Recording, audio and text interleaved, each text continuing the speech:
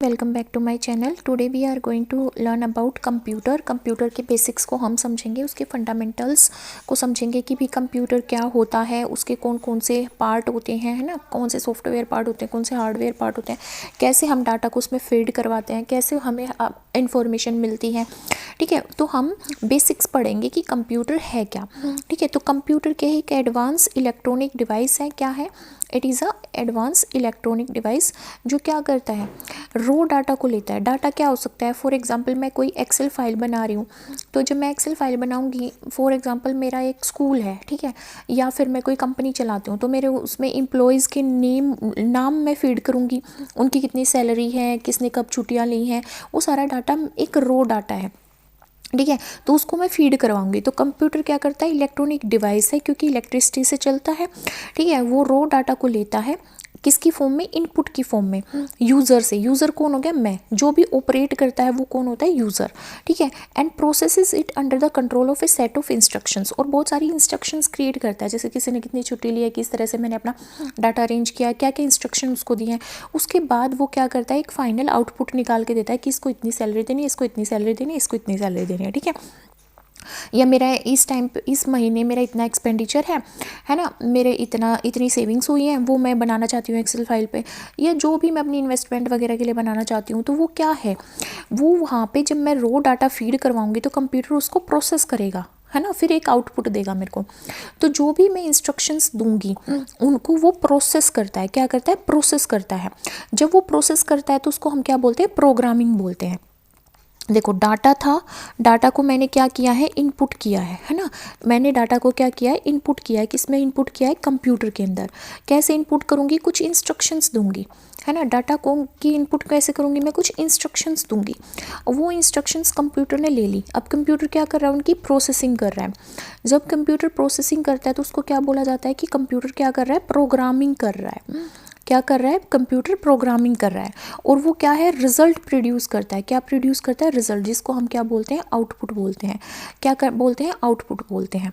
ठीक है, तो ये जो मेरा ट्यूटोरियल ये एक्सप्लेन करेगा फाउंडेशनल कंसेप्ट कंप्यूटर के, जैसे हार्डवेयर, सॉफ्टवेयर, ऑपरेटिंग सिस्टम, है ना, और उसके साथ में जो होता है वो। ठीक है, और कैसे हमारे मोस्ट वैल्यू और इम्पैक्ट हमारा कंप्यूटर टेक्नोलॉजी का हमारे लाइफ में पड़ रहा है, वो सब हम डिस्कस करेंगे। अब फंक्शनलिटीज़ ऑफ कंप्यूटर की बात करें तो कंप्यूटर का फंक्शन कैसे चलता है। अगर फंक्शन की बात करें, ये फंक्शन कैसे परफॉर्म करता है, जैसे मैंने बताया कि डाटा है। डाटा क्या है? कोई भी इंफॉर्मेशन जो डाटा मैं फीड करवा रही हूँ कंप्यूटर को, वो क्या है? डाटा। उसको मैंने क्या किया? इनपुट किया इनपुट डिवाइसेस के थ्रू। ठीक है, और किस में किया? कंप्यूटर में किया। अब कंप्यूटर क्या कर रहा है? उसको प्रोसेस कर रहा है कि क्या करना है मेरे को, इसको क्या कैलकुलेशन करनी है, या मेरे को प्रिंट निकालना है, या फिर कोई डॉक फाइल बनानी है, एक्सेल फाइल बनानी है, कोई स्प्रेडशीट बनानी है, तो वो प्रोसेस कर रहा है। उस प्रोसेसिंग को क्या बोल रहे हैं हम? प्रोग्रामिंग कर रहा है। क्या कर रहा है? प्रोग्रामिंग कर रहा है, और हमें आउटपुट दे देता है, कुछ रिजल्ट दे देता है। किसके थ्रू? आउटपुट डिवाइसेस के थ्रू। तो ये क्या है? इसका फंक्शंस है। ठीक है, अब देखो फंक्शंस की बात करते हैं तो 5 मेन स्टेप्स में इस फंक्शन परफॉर्म करता है।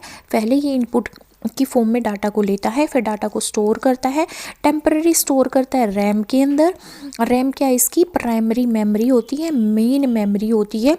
रैम को हम क्या बोलते हैं? रैंडम एक्सेस मेमोरी बोलते हैं, रैंडम एक्सेस मेमोरी बोलते हैं। इसके अंदर ये टेम्पररी स्टोर करता है इंस्ट्रक्शंस को, है ना, ताकि उसको जब भी रिक्वायर्ड हो सीपीयू को। सीपीयू क्या होता है? सेंट्रल प्रोसेसिंग यूनिट होती है कंप्यूटर की। इसी को कंप्यूटर का ब्रेन बोला जाता है। जैसे हमारा ब्रेन काम करता है, वैसे ही सीपीयू काम करता है। तो सीपीयू क्या करता है? रैम से इंस्ट्रक्शंस ले लेगा और उसको प्रोसेस करेगा, जिसको हम प्रोग्रामिंग बोलेंगे। ठीक है, प्रोसेस करेगा डाटा और उसको यूजफुल इंफॉर्मेशन में कन्वर्ट कर देगा और एक आउटपुट जनरेट कर देगा। और ये सारे जो स्टेप है ये कंट्रोल यूनिट के थ्रू क्या करे जाते हैं? कंट्रोल किए जाते हैं। कंट्रोल यूनिट कहाँ पे प्रेजेंट होती है? हमारे कंप्यूटर के ब्रेन में, मतलब कि सीपीयू में प्रेजेंट होती है। ठीक है, यहाँ तक क्लियर हुआ कि हमें डाटा इनपुट किया था। ठीक है, इनपुट करने के बाद कंप्यूटर की एक यूनिट है सीपीयू, वो क्या करती है? उसको प्रोसेस करती है, प्रोग्रामिंग करती है, आउटपुट दे देती है आउटपुट डिवाइसेस के थ्रू। अब देखते हैं advantages of computer. High speed होती है कंप्यूटर की, मिलियंस ऑफ इंस्ट्रक्शंस पर सेकेंड को ये क्या करता है? प्रोसेस कर सकता है। जिससे टाइम बचता है कैलकुलेशंस का, डाटा को प्रोसेस करने का, और कम्युनिकेशन का भी टाइम बचता है। जैसे हम टाइप करते हैं कुछ भी, हम व्हाट्सएप से मैसेज भेज रहे हैं, इंस्टाग्राम पे भेज रहे हैं ना, या मेल कर रहे हैं, तो वो क्या करता है, बहुत जल्दी एक जगह से दूसरी जगह कम्युनिकेट करता है। एक्यूरेसी होती है, जो भी प्रोडक्ट या कैलकुलेशंस करता है वो एरर फ्री होती हैं। इसीलिए साइंटिफिक कैलकुलेशंस करने के लिए जब हम स्टैटिस्टिक्स में इसका यूज़ करते हैं, बहुत सारे कंप्यूटर टूल्स का, बैंकिंग में करते हैं, रिसर्च में करते हैं। स्टोरेज कैपेसिटी, हमारे ब्रेन की इतनी स्टोरेज कैपेसिटी नहीं होती, थ्रेशोल्ड आ जाता है, हम सेचुरेट हो जाते हैं, हम ज़्यादा सीख नहीं पाते। पर जो हम कंप्यूटर है उसमें ह्यूज अमाउंट ऑफ डाटा को एक साथ हम फीड करवा सकते हैं। इसीलिए हम डाटा को स्टोर करते हैं डॉक्यूमेंट की फॉर्म में। जैसे आपके फ़ोन में भी बहुत सारे डॉक्यूमेंट, पीडीएफ फाइल्स, बहुत सारी वीडियोस होती हैं, इमेजेस होती हैं, तो क्या है, उसकी स्टोरेज कैपेसिटी के ऊपर डिपेंड करता है कि वो कितना स्टोर करेगा। जिनको रिट्राइव करना मतलब निकालना, जिनको एडिट करना, और जिनको अलग अलग फॉर्मेट में ऑर्गेनाइज करना ईजी होता है। ऑटोमेशन का मतलब क्या है, ये रिपीटेटिव टास्क को अपने आप परफॉर्म करता है। जैसे आपने कभी गूगल पे देखा होगा कि जब हम गूगल सर्च करते हैं और बार बार सेम चीज़ सर्च करते हैं, तो जैसे ही हम उसको टाइप करना स्टार्ट करते हैं वो तभी उसको कैच कर लेता है और तभी वो उसको सर्च कर देता है, मतलब हमारे पास एक वेबसाइट खोल के दे देता है ना। तो जो हम ऑटोमेटिकली वो उस टास्क को परफॉर्म करेगा जो रिपीटेटिव टास्क हम उसको दे रहे हैं, ठीक है। इससे क्या होता है, हमारा मैनुअल वर्क, हमारा हार्ड वर्क जो है वो कम हो जाता है, हमारे एफर्ट कम लगते हैं और प्रोडक्टिविटी इंक्रीज हो जाती है। मल्टीटास्किंग, कंप्यूटर मल्टीपल टास्क एक साथ परफॉर्म कर सकता है। जैसे ब्राउजिंग भी उसी टाइम कर देता है, टाइपिंग भी उसी टाइम कर लेता है, डाउनलोडिंग भी, वीडियो कॉलिंग भी, जिसे हम फ़ोन में करते हैं। कई बार क्या होता है कि जैसे मैं अपनी मम्मी को वीडियो कॉल कर रही हूँ और बातें चल रही हैं, हम सब बहन भाइयों बातें कर रहे हैं, ठीक है, साइड में मैं अपनी कोई पीडीएफ बना रही हूँ, है ना, साइड में मैं टाइपिंग की भी कर रही हूँ, फिर गूगल पे सर्च भी कर रही हूँ। तो क्या ये बहुत सारी चीज़ें एक साथ कर सकता है। कनेक्टिविटी एंड कम्युनिकेशन, कनेक्टिविटी भी क्रिएट करता है, जैसे सोशल मीडिया के थ्रू, कॉन्फ्रेंसिंग के थ्रू, ईमेल के थ्रू, इंटरनेट के थ्रू हम क्या करते हैं, वर्ल्ड से कनेक्ट करते हैं। इंटरनेट क्या होता है, नेटवर्क ऑफ नेटवर्क्स। इंटरनेट को क्या बोला जाता है, नेटवर्क ऑफ नेटवर्क्स बोला जाता है। नेटवर्क क्या होता है, जो बहुत सारे कंप्यूटर डिवाइसेस को कनेक्ट कर दे, जो कंप्यूटर्स के बीच में क्या लिख दिया मैंने, कंप्यूटर्स के बीच में जा क्या करता है, इंफॉर्मेशन को ट्रांसफ़र करता है। यहाँ पे एक कंप्यूटर डिवाइस है, यहाँ पे एक कंप्यूटर डिवाइस है, इनको क्या बोला जाता है, नोड बोला जाता है ना। इनके बीच में जब इंफॉर्मेशन ट्रांसफ़र होती हैं उसको क्या बोलते हैं, नेटवर्क बोलते हैं। जब बहुत सारे डिवाइसेस कनेक्ट हो जाते हैं तो उसको लार्ज स्केल का नेटवर्क बोल देते हैं। तो इंटरनेट क्या है, network of networks, global level पे जो नेटवर्क है, ठीक है। रिलायबिलिटी क्या है, ये कॉन्टीन्यूसली घंटों तक काम करता रहता है बिना फैटिक के, बिना थके, पर हम थक जाते हैं, है ना। ये रिपीटेटिव टास्क कर सकता है पर ह्यूमन बींग्स नहीं कर सकते। वर्सेलिटी का मतलब क्या है, हर फील्ड में यूज़ हो सकता है। एजुकेशन में भी, एजुकेशन में कैसे, जैसे अटेंडेंस आजकल टीचर्स की कैसे लगती है, थंब इम्प्रेशन के थ्रू। बच्चों के जो हमारे स्कूल कार्ड्स हम जो करते हैं, अटेंडेंस हो गई, वो सब क्या है, सॉफ्टवेयर के थ्रू होती है। हेल्थ केयर में भी ऐसा ही होता है, बैंकिंग में, इंडस्ट्री में, डिफेंस में, रिसर्च में हम बहुत सारा डाटा फीड करवाते हैं, बहुत सारे स्प्रेडशीट्स बनाते हैं, एंटरटेनमेंट में और ट्रांसपोर्टेशन में। कॉस्ट इफेक्टिवनेस, ये इसने जो ऑपरेशंस है, मतलब ऑपरेशंस की जो कॉस्ट है उसको रिड्यूस कर दिया है, क्योंकि ये वर्क क्या करता है, बहुत स्पीडली वर्क करता है। अगर हमें इतनी बड़ी कैलकुलेशन करनी पड़े तो हमारा बहुत मैनुअल वर्क लग जाएगा, बहुत टाइम लग जाएगा, बट ये बहुत जल्दी ऑपरेशंस परफॉर्म करता है। और ह्यूमन एरर जो हम क्रिएट कर सकते हैं कैलकुलेशन वगैरह के टाइम पे, वो ये नहीं करता है। डाटा सिक्योरिटी, हमारे डाटा को पासवर्ड से, इंक्रिप्शन से, बैकअप से और क्लाउड स्टोरेज से क्या करता है, ये प्रोटेक्ट करता है। एजुकेशन में, लर्निंग में भी बहुत यूज़फुल है। स्मार्ट क्लास, जैसे आजकल स्कूलों में क्या होते हैं, प्रोजेक्टर्स होते हैं, स्मार्ट क्लासेस होती हैं, ऑनलाइन कोर्सेज आजकल हम कर सकते हैं किसी भी मतलब स्ट्रीम से रिलेटेड। जैसे हम बहुत सारे ऑनलाइन कोर्सेज करते हैं, साइमुलेशन, ई बुक्स पढ़ते हैं, डिजिटल एग्ज़ाम देते हैं ना, जैसे कोरोना के टाइम पे हमने दिया था। तो ये सब क्या है, एजुकेशन और लर्निंग में भी हमारा कंप्यूटर हेल्प करता है। डिसीजन मेकिंग में, जैसे डाटा एनालिसिस जब हम कर रहे हैं, ग्राफ्स वो हमें दे देता है। एआई टूल्स के थ्रू बहुत सारी चीज़ें हमें समझ में आ जाती है, हमें डिसीजन मेकिंग में बहुत हेल्प करता है। पेपर वर्क रिड्यूस हो गया, जो कि बहुत अच्छी बात लगती है मेरे को, पेपर वर्क रिड्यूस होना। दो हमें पता है कि वाईफाई भी हमारी बहुत सारी रेडिएशंस रिलीज़ करता है, फ़ोन भी करता है, बहुत हार्मफुल भी है ये, बट कुछ इसका बेनिफिट भी है कि पेपर वर्क कम हो गया। क्या, एंटरटेनमेंट, मूवीज़ देखते हैं, म्यूज़िक सुनते हैं, गेम्स, सोशल मीडिया, ये सबको पता है, ठीक है। इन्फॉर्मेशन को ईजिली एक्सेस कर सकते हैं गूगल से, क्रोम से, ठीक है। नेक्स्ट है एप्लीकेशंस। एप्लीकेशन का मतलब होता है कि कंप्यूटर को हम कौन कौन सी फील्ड में यूज़ कर सकते हैं, कहाँ कहाँ हम इसको अप्लाई कर सकते हैं। जैसे एजुकेशन में अप्लाई कर सकते हैं, हमें पता है ई लर्निंग के थ्रू, ऑनलाइन एग्जाम के थ्रू। डिजिटल लाइब्रेरी होती है, गवर्नमेंट की भी बहुत सारी लाइब्रेरी है जहाँ पे हम बुक फ्रीली डाउनलोड कर सकते हैं। वर्चुअल लैब्स होती है, हम नोट्स प्रिपेयर करते हैं। जैसे अभी ये मैंने प्रेजेंटेशन प्रिपेयर कर रखी है, बहुत सारे ऑनलाइन असाइनमेंट्स हम कंप्लीट करते हैं। हेल्थ केयर में भी हॉस्पिटल मैनेजमेंट सिस्टम होता है, जब पेशेंट के रिकॉर्ड भेजते हैं ईसीजी, एमआरआई, एक्सरे के, तो वो ऑनलाइन ही भेज देते हैं हमारे पास, ठीक है। रोबोटिक सर्जरी होती है, जो मतलब इंसानों को उस पर ट्रस्ट कम होता है, बट दो दे हैव स्टार्टेड। बहुत सारी रिसर्च जो डिजीज़ पे होती है। बैंकिंग और फाइनेंस में जैसे ऑनलाइन बैंकिंग, हाँ हर कोई बंदा ऑनलाइन बैंकिंग यूज़ कर रहा है। मोबाइल बैंकिंग, एटीएम्स, ठीक है। ट्रांजैक्शंस जो होते हैं, डिजिटल पेमेंट सिस्टम, यूपीआई जो हम यूज़ करते हैं। बिजनेस और कॉमर्स में बिलिंग सिस्टम आ गया, ठीक है, ई कॉमर्स। तो ये सब हमारी क्या है, कस्टमर रिलेशनशिप मैनेजमेंट, ये सब किसके थ्रू होता है, हमारा कंप्यूटर की हेल्प से। मेलिंग करती रहती है, हर मिनट में हमने कुछ भी करा तो मेल आ जाएगा। कहीं पे हम इन्वेस्टमेंट करते तो वो बार बार हमारा पोर्टफोलियो दिखाता रहता है ना। गवर्नमेंट और एडमिनिस्ट्रेशंस में जैसे आधार कार्ड सर्विस में हम ऑनलाइन पोर्टल के थ्रू अप्लाई कर सकते हैं। हमें अपना एड्रेस चेंज करना है या अपनी डेट ऑफ बर्थ को अपडेट करना है, तो वो सब टैक्सेस फिल करने के लिए, ऑनलाइन सर्टिफिकेट लेने के लिए, है ना, वोटर कार्ड, इन सब के लिए बनाने के लिए हमारे क्या होते हैं, ये जो हमारे खुले हुए हैं, जिसको हम क्या बोलते हैं, आधार सेंटर्स। इन सब पे हम ऑनलाइन ही नहीं कर पाते हैं। डिफेंस एंड सिक्योरिटी, जैसे रेडार सिस्टम है हमारा, ये भी हमारा कंप्यूटराइज होता है। Missile control, cyber security, encryption, हमारा डाटा इंक्रिप्टेड होता है, ठीक है। कम्युनिकेशन कर पाते हैं वीडियो कॉन्फ्रेंसिंग के थ्रू, सोशल मीडिया के थ्रू, ऑनलाइन मीटिंग्स के थ्रू। एंटरटेनमेंट तो हमें पता ही है कि हम ओटीटी प्लेटफॉर्म्स हैं, ग्राफिक डिज़ाइनिंग है, ठीक है। ट्रांसपोर्टेशन में भी हेल्प करता है, हम ऑनलाइन बुकिंग कर लेते हैं, फ़्लाइट की टिकट है, रेलवे की टिकट है, या फिर हम कैब करते हैं। जीपीएस से ग्लोबल पोजिशनिंग सिस्टम होता है जीपीएस, जिससे हम अपनी लोकेशन, जहाँ पे हमें पहुँचना उसकी लोकेशन पता कर लेते हैं, डिस्टेंस पता कर लेते हैं। मैन्युफैक्चरिंग इंडस्ट्रीज में कैड एंड कैम डिज़ाइनिंग में हेल्प करता है। क्वालिटी कंट्रोल में। एग्रीकल्चर में क्या है, हमें पहले से पता चलता है बारिश कितनी होगी, सूखा कितना पड़ेगा, है ना। क्रॉप मैनेजमेंट में, और अपनी जैसे भाई बहुत ज़्यादा स्केल पे कोई खेती कर रहा है तो वो ड्रोन्स लगा के दूर दूर तक अपने खेतों को देख सकता है, ठीक है। मीडिया एंड पब्लिशिंग में, न्यूज़पेपर, मैगजीन डिज़ाइनिंग में, डिजिटल प्रिंटिंग, फ़ोटो एडिटिंग में। बैंकिंग का तो हमने देख ही लिया, है ना। क्यूआर पेमेंट, क्यूआर हम देखते ही हैं, जो जब हम स्कैन करते हैं, पेटीएम से पेमेंट कर रहे हैं या गूगल पे से पेमेंट कर रहे हैं, तो हम जो वो क्यूआर स्कैन करते हैं, है ना, वो क्या है, हमारा एक ई कॉमर्स का एग्जांपल है कि भाई हमने उसको डिजिटली प्रिपेयर किया है, वो यूनिक होता है, यूनिक कोड होता है, ठीक है। तो ये सारी इसकी एप्लीकेशंस हैं। अब हम बात करते हैं कि इवोल्यूशन ऑफ कंप्यूटर्स की, कि कंप्यूटर्स की हिस्ट्री की बात करें, इवोल्यूशन की बात करें, तो ये जो पिक्चर है ये एनसीईआरटी की है, ठीक है। तो इसमें हम देखते हैं कि अलग अलग टाइम स्केल पे क्या क्या डेवलपमेंट हुई कंप्यूटर की फील्ड में, ठीक है। सबसे पहले हमारा 500 BC में एबाकस आया था।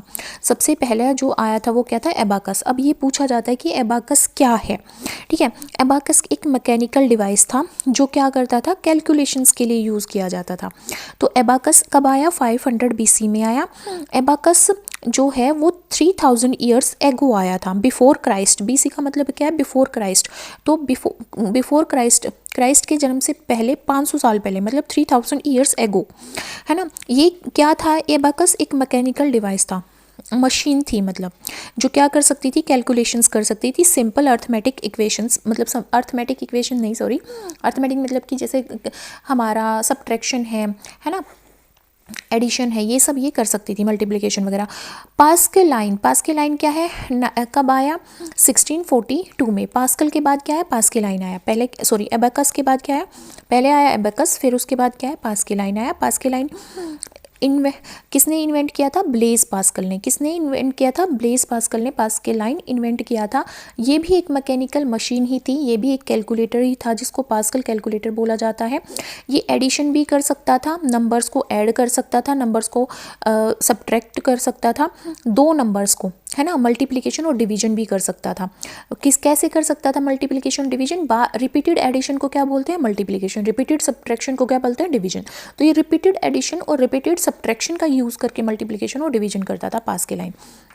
फिर क्या आया 1834 में क्या है, एनालिटिक इंजन आया।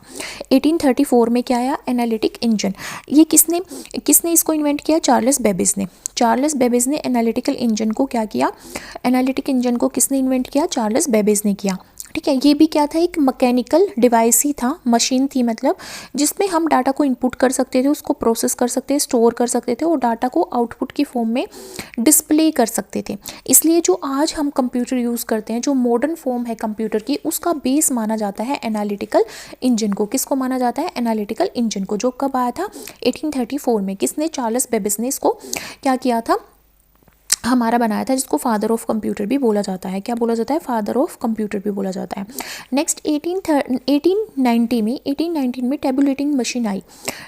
1819 में टेबुलेटिंग मशीन आई, किसने डिज़ाइन की थी, हरमन होल्रिथ ने। किसने डिज़ाइन की थी, हरमन होल्रिथ ने डिज़ाइन की थी। टेबुलेटिंग मशीन थी मतलब डाटा को समराइज़ करती थी, शॉर्ट फॉर्म में रिप्रेजेंट करती थी। किस पे रिप्रेजेंट करती थी, किस पे समराइज करती थी, पंच कार्ड पे। मतलब एक हार्ड पेपर होता था, उस पर पंचिंग मशीन के थ्रू ये छोटे फॉर्म में डाटा को समराइज करती थी। इसको फर्स्ट स्टेप बोला गया था प्रोग्रामिंग की तरफ, क्योंकि ये प्रोग्रामिंग का मतलब क्या है, उसको प्रोग्राम करके शॉर्ट फॉर्म में रिप्रेजेंट करना, इंफॉर्मेशन को रिलायबल बनाना, एक्सेसिबल बनाना, ईजी बनाना, सिंपल बनाना। तो ये क्या कर रही थी, लार्ज डाटा को टेबुलेट करके छोटे समराइज कर देती थी, फॉर्म में समराइज कर देती थी उस डाटा को, और किस पे करती थी, पंच कार्ड पे करती थी। तो ये प्रोग्रामिंग सबसे पहले किस में स्टार्ट हो गई थी, टेबुलेटिंग मशीन में स्टार्ट हो गई थी 1890 में। और जो टेबुलेटिंग मशीन है किसने डिज़ाइन की थी, हरमन होल्रिथ ने। ठीक है, फिर उसके बाद 1937 में ट्यूरिंग मशीन आई। ट्यूरिंग मशीन एक कंसेप्ट था प्रोग्रामेबल मशीन का। ठीक है, ये क्या कर सकती थी, ये हमारी प्रॉब्लम्स को सोल्व कर सकती थी। क्या करके, जो भी पंच कार्ड पे डाटा स्टोर था, पंच कार्ड, यहाँ पे पंच कार्ड बने, पंच कार्ड पे समराइज करने लगे डाटा। अब यहाँ पे जो पंच कार्ड है उसको डायरेक्टली इनपुट कर देंगे, उसके अंदर जो स्टोर डाटा है, तो उसको ये एग्जीक्यूट करके प्रॉब्लम्स को सोल्व कर सकती थी ट्यूरिंग मशीन। ठीक है, 1945 में एडवेक और एनिएक आए। ठीक है, एनेक और एडवेक आए। जॉन वॉन न्यूवेन ने इंट्रोड्यूस किया था स्टोर्ड प्रोग्राम का कंसेप्ट कंप्यूटर में, जो डाटा को स्टोर कर सकता था और उसको मेमोरी में प्रोग्राम कर सकता था। एडवेक और एनेक क्या थे, ये डाटा को स्टोर कर सकते थे और उसको मेमोरी में प्रोग्राम कर सकते थे। ठीक है, ये हमारे कंप्यूटर्स के, जो आज का कंप्यूटर होता है उसके कंसेप्ट पे बेस्ड थे। नेक्स्ट है ट्रांजिस्टर्स। ट्रांजिस्टर्स ये हमारा फर्स्ट जनरेशन कंप्यूटर है, फर्स्ट जनरेशन कंप्यूटर एडवेक और एनेक, जिसने वैक्यूम ट्यूब का यूज़ करके ये बनाए गए थे और इन्होंने मशीन लैंग्वेज का यूज़ किया था। 1947 में आए ट्रांजिस्टर, जो सेकेंड जनरेशन कंप्यूटर बोला गया जिनको।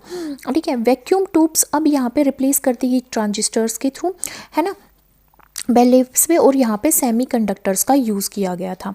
नेक्स्ट आए 1970 में इंटीग्रेटेड सर्किट। इंटीग्रेटेड सर्किट क्या करते थे, सिलिकॉन चिप का यूज़ करते थे। सिलिकॉन चिप के अंदर ही पूरा सर्किट होता था। और कंप्यूटर्स का साइज़ क्यों रिड्यूस हो गया, क्योंकि सिलिकॉन चिप ऐड होती चलेगी उनके ऊपर, मतलब सिलिकॉन चिप के अंदर ही सारी इन्फॉर्मेशन स्टोर होती चलेगी, सारा सर्किट उसमें ही बन गया। तो इंटीग्रेटेड सर्किट आने लग गया, इंटीग्रेटेड चिप आने लगी। ठीक है, 1970 के बाद। क्विकली देखते हैं, सबसे पहले हमारा क्या आया, सबसे पहले आया हमारे पास एबेकस। एबेकस क्या था, फर्स्ट कैलकुलेटिंग मशीन थी। ठीक है, और फिर उसके बाद आया पास्कल लाइन। ब्लेस पास्कल ने जो इन्वेंट किया था, ये भी कैलकुलेटिंग मशीन थी। फिर आया एनालिटिक इंजन, जो चार्ल्स बेबेज ने इन्वेंट किया था। जो आज का कंप्यूटर जो है, फर्स्ट कंप्यूटर का जो बेस बनाया गया वो एनालिटिकल इंजन से बनाया गया। चार्ल्स बेबेज ने इसको डेवलप किया था, इन्वेंट किया था, जो फादर ऑफ कंप्यूटर बोले जाते हैं। टेबुलेटिंग मशीन किसने, हरमन होल्रिथ ने यहाँ पे डिज़ाइन की थी। ये फर्स्ट प्रोग्रामिंग मशीन थी। फर्स्ट प्रोग्रामिंग मशीन क्या थी, टेबुलेटिंग मशीन। फिर ट्यूरिंग मशीन आई। ट्यूरिंग मशीन जो है वो क्या कर सकती थी, जो पंच कार्ड में डाटा स्टोर था उसको वो क्या कर सकती थी, एग्जीक्यूट कर सकती थी। फिर आए हमारे फर्स्ट जनरेशन कंप्यूटर 1945 में, एडवेक एनेक। ये वैक्यूम ट्यूब का यूज़ करते थे, मशीन लैंग्वेज का यूज़ करते थे। ये भी क्या कर सकते थे, डाटा को स्टोर कर सकते थे, प्रोसेस कर सकते थे, प्रोग्रामिंग कर सकते थे, मेमोरी स्टोर कर सकते थे।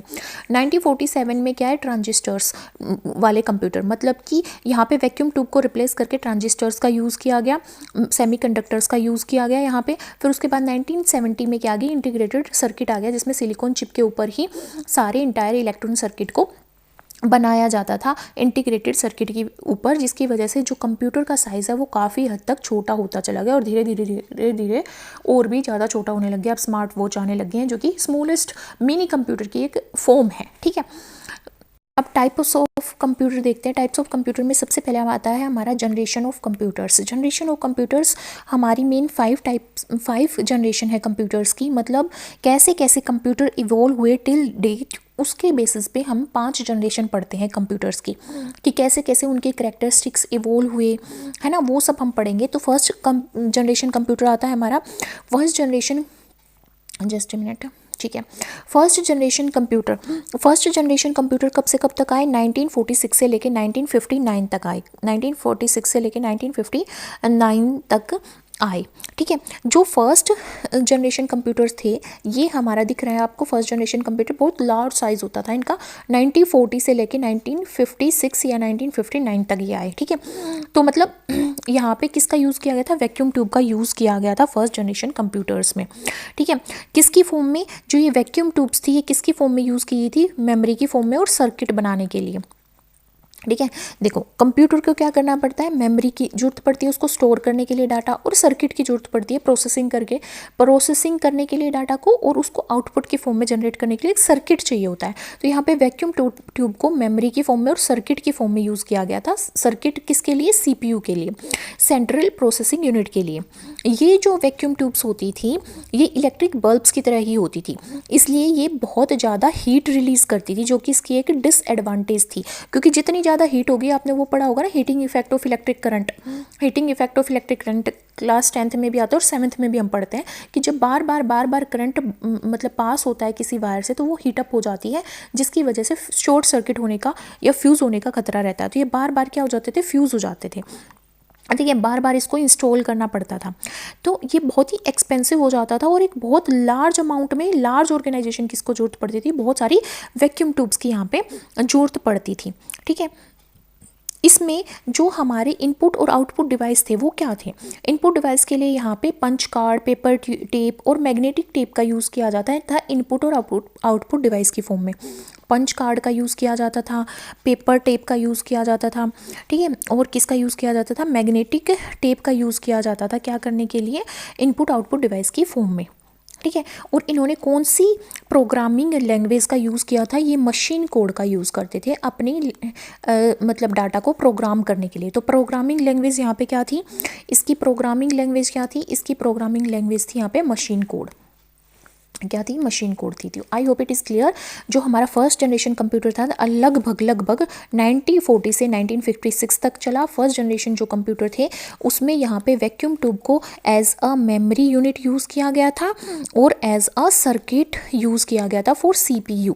ठीक है, सेंट्रल प्रोसेसिंग यूनिट के लिए। अब यहाँ पे जो वैक्यूम ट्यूब होती थी वो बल्ब जैसी होती थी, तो वो क्या करती थी? Heating effect of electric current produce करती थी, हीट हो जाती थी, जिसकी वजह से बहुत ज़्यादा फ्यूज़ हो जाती थी। वो फ्यूज़ हो जाएंगी तो बार बार इसको क्या करना पड़ेगा? इस कंप्यूटर को इंस्टॉल करना पड़ेगा, जिसकी वजह से बहुत ज़्यादा खर्चा आएगा। अब यहाँ पे इनपुट आउटपुट डिवाइस की बात करें तो पंच कार्ड थे, पेपर टेप थी। ठीक है, पेपर टेप थी, और क्या था हमारे पास? मैग्नेटिक टेप थी। अब देखो यहाँ पे जब भी डाटा को ये प्रोग्राम करेंगी, प्रोग्रामिंग मतलब प्रोसेस करेंगी जब डाटा को, तो यहाँ पे वो एक प्रोग्रामिंग लैंग्वेज का यूज़ करेंगे। तो कौन सी लैंग्वेज को यूज़ कर रहे थे? मशीन लैंग्वेज का यूज़ कर रहे थे। किसका यूज़ कर रहे थे? मशीन लैंग्वेज का यूज़ कर रहे थे। ठीक है, अगर इसकी डिसएडवांटेज की बात करें तो देखो यहाँ पे वैक्यूम ट्यूब यूज़ हो रही थी तो वो ज़्यादा हीट प्रोड्यूस कर रही थी, इस वजह से यहाँ पे क्या था? ये अनरिलायबल थी, कॉस्टली थी, क्योंकि इसको बार बार इंस्टॉल करने की जरूरत पड़ रही थी, AC की जरूरत पड़ रही थी, और ये बड़ा साइज़ का था, बहुत ज़्यादा इलेक्ट्रिसिटी कंज्यूम करता था, इसलिए इसको ये नॉन पोर्टेबल था। ठीक है, अब इसकी एग्जाम्पल की बात करें, तो एग्जाम्पल्स क्या है? एनआईएक किसका एग्जाम्पल है? एडवैक किसका एग्जाम्पल है? ठीक है, यूनिवैक किसका एग्जाम्पल है? IBM 701 और IBM 750 ये इसके एग्जाम्पल है। एग्जाम्पल बहुत इंपॉर्टेंट हो जाते हैं। नेक्स्ट है second generation computer. Second generation जो कंप्यूटर है वो 1959 से लेके 1965 तक आए। यहाँ पे इन्होंने क्या यूज़ किया? ट्रांजिस्टर्स का यूज़ किया वैक्यूम ट्यूब की जगह पे, जो कि सस्ते थे। है ना, लेस इलेक्ट्रिसिटी यूज़ करते थे, साइज़ भी थोड़ा छोटा था सेकंड जनरेशन कंप्यूटर का as compared to first generation computer. Second generation computer का साइज़ थोड़ा छोटा था क्योंकि यहाँ पे ट्रांजिस्टर्स यूज़ किए गए थे जो फास्टर भी थे, रिलायबल भी थे, साइज़ भी थोड़ा छोटा था, लेस इलेक्ट्रिसिटी यूज़ करते थे, थोड़े सस्ते आते थे। ठीक है, यहाँ पे मैग्नेटिक कोर को यूज़ किया गया था as a primary memory, magnetic core का यूज़ किया गया था एज अ प्राइमरी मेमोरी। ठीक है, वहाँ पे हमने देखा कि प्राइमरी मेमोरी किसके फॉर्म में यूज़ की गई थी, वहाँ पे जो है वैक्यूम ट्यूब को ही प्राइमरी मेमोरी के फॉर्म में यूज़ किया गया था। यहाँ पे किसको यूज़ किया जा रहा है, मैग्नेटिक, यहाँ पे मैग्नेटिक कोर का यूज़ किया जा रहा है प्राइमरी मेमोरी की फॉर्म में। ठीक है, और सेकेंडरी स्टोरेज, ये तो प्राइमरी मेमोरी होगी, है ना, प्राइमरी मेमोरी होगी, और सेकेंडरी स्टोरेज मेमोरी जो कि नॉन वोलेटाइल होती है, सेकेंडरी मेमोरी जो होती है, जो नॉन वोलेटाइल होती है, जो परमानेंटली डाटा को स्टोर करती है, उसकी फॉर्म में यहाँ पे मैग्नेटिक टेप का यूज़ किया गया। किसका यूज़ किया गया, मैग्नेटिक टेप का यूज़ किया गया, और मैग्नेटिक डिस्क का यूज़ किया गया। किसका यूज़ किया गया, मैग्नेटिक डिस्क का यूज़ किया गया। ठीक है, यहाँ पे देखो, यहाँ पे कौन सी थी, मशीन लैंग्वेज का यूज़ किया गया था प्रोग्रामिंग के लिए। यहाँ पे कौन सी लैंग्वेज का यूज़ किया गया प्रोग्रामिंग के लिए, यहाँ पे असेंबली लैंग्वेज का यूज़ किया गया, असेंबली लैंग्वेज का यूज़ किया गया। और हाई लेवल प्रोग्रामिंग लैंग्वेज जैसे फोर्ट्रान, फोर्ट्रान है एक हाई लेवल प्रोग्रामिंग लैंग्वेज है, कोबोल, ठीक है, ये दो लैंग्वेज का भी यूज़ किया गया। ये क्या है, हाई लेवल प्रोग्रामिंग लैंग्वेज है, फोर्ट्रान एंड कोबोल। ठीक है, अब देखो यहाँ पे हमने क्या देखा, ट्रांजिस्टर्स का यूज़ हुआ, मैग्नेटिक कोर को प्राइमरी मेमोरी की फॉर्म में यूज़ किया गया, मैग्नेटिक टेप और मैग्नेटिक डिस्क का सेकेंडरी मेमोरी की फॉर्म में यूज़ किया गया, यहाँ पे असेंबली लैंग्वेज का यूज़ किया गया, और हाई लेवल प्रोग्रामिंग लैंग्वेज जैसे फोर्ट्रान कोबोल का यूज़ किया गया। कुछ एग्जाम्पल्स, इसके एग्जाम्पल इंपॉर्टेंट हो जाते हैं। एग्जाम्पल क्या है, IBM 1620, IBM 1620 इसका एग्जाम्पल है, IBM 794 इसका एग्जाम्पल है, CDC 1604 इसका एग्जाम्पल है, CDC 1600 इसका एग्जाम्पल है, 3600 सॉरी, और यूनिवैक 1108, यूनिवैक 1108 इसका एग्जाम्पल है। नेक्स्ट आते हैं हमारे पास थर्ड जनरेशन कंप्यूटर। नेक्स्ट क्या है, थर्ड जनरेशन कंप्यूटर आते हैं। जो थर्ड जनरेशन कंप्यूटर हैं वो कब से कब तक आए, 1965 से लेके 1971 तक आए, 1965 से लेके 1971 तक आए। ठीक है, ये क्या कर रहे थे, इन्होंने किसका यूज़ किया था, इंटीग्रेटेड सर्किट का यूज़ किया था। जैसे हमने पीछे पढ़ा कि सिलिकॉन की चिप बनाई जाती थी और उस चिप पे ही सारे सर्किट होते थे। ठीक है, उस चिप पे सारे सर्किट, मतलब उस चिप पे ही बहुत सारे ट्रांजिस्टर्स होते थे, बहुत सारे रजिस्टर्स होते थे, और बहुत सारे कैपेसिटर्स होते थे, कैपेसिटर्स होते थे, कैपेसिटर्स होते थे, और ट्रांजिस्टर्स होते थे, रजिस्टर्स होते थे। किस पे, सिलिकॉन चिप पे। एक ही चिप के ऊपर इतने सारे सर्किट होते थे, इसलिए इसको इंटीग्रेटेड सर्किट बोला जाता था। ठीक है, ये किसने इन्वेंट किए थे, इंटीग्रेटेड सर्किट किसने इन्वेंट किया था, जैक किल्बी ने। जैक किल्बी ने किसने इन्वेंट किया था, जैक किल्बी ने इन्वेंट किया था। ये बहुत ही स्मॉल थे साइज़ में, थर्ड जनरेशन कंप्यूटर बहुत स्मॉल थे एज़ कम्पेयर टू फर्स्ट और सेकंड जनरेशन। ठीक है, रिलायबल थे, एफिशिएंट थे, इनकी प्रोसेसिंग भी ज़्यादा थी, टाइम शेयरिंग ज़्यादा थी, बहुत सारे प्रोग्राम को एक साथ ये क्या कर सकते थे, यूज़ कर सकते थे।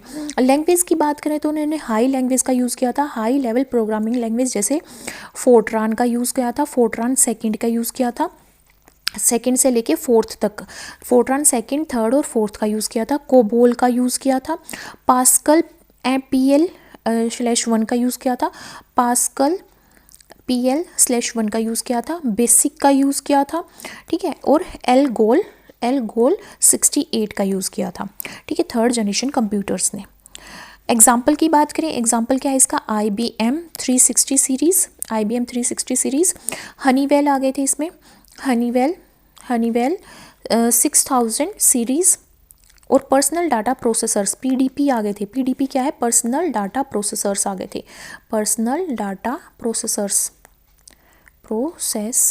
ठीक है, IBM और क्या थे, IBM 370 168, TDC 316।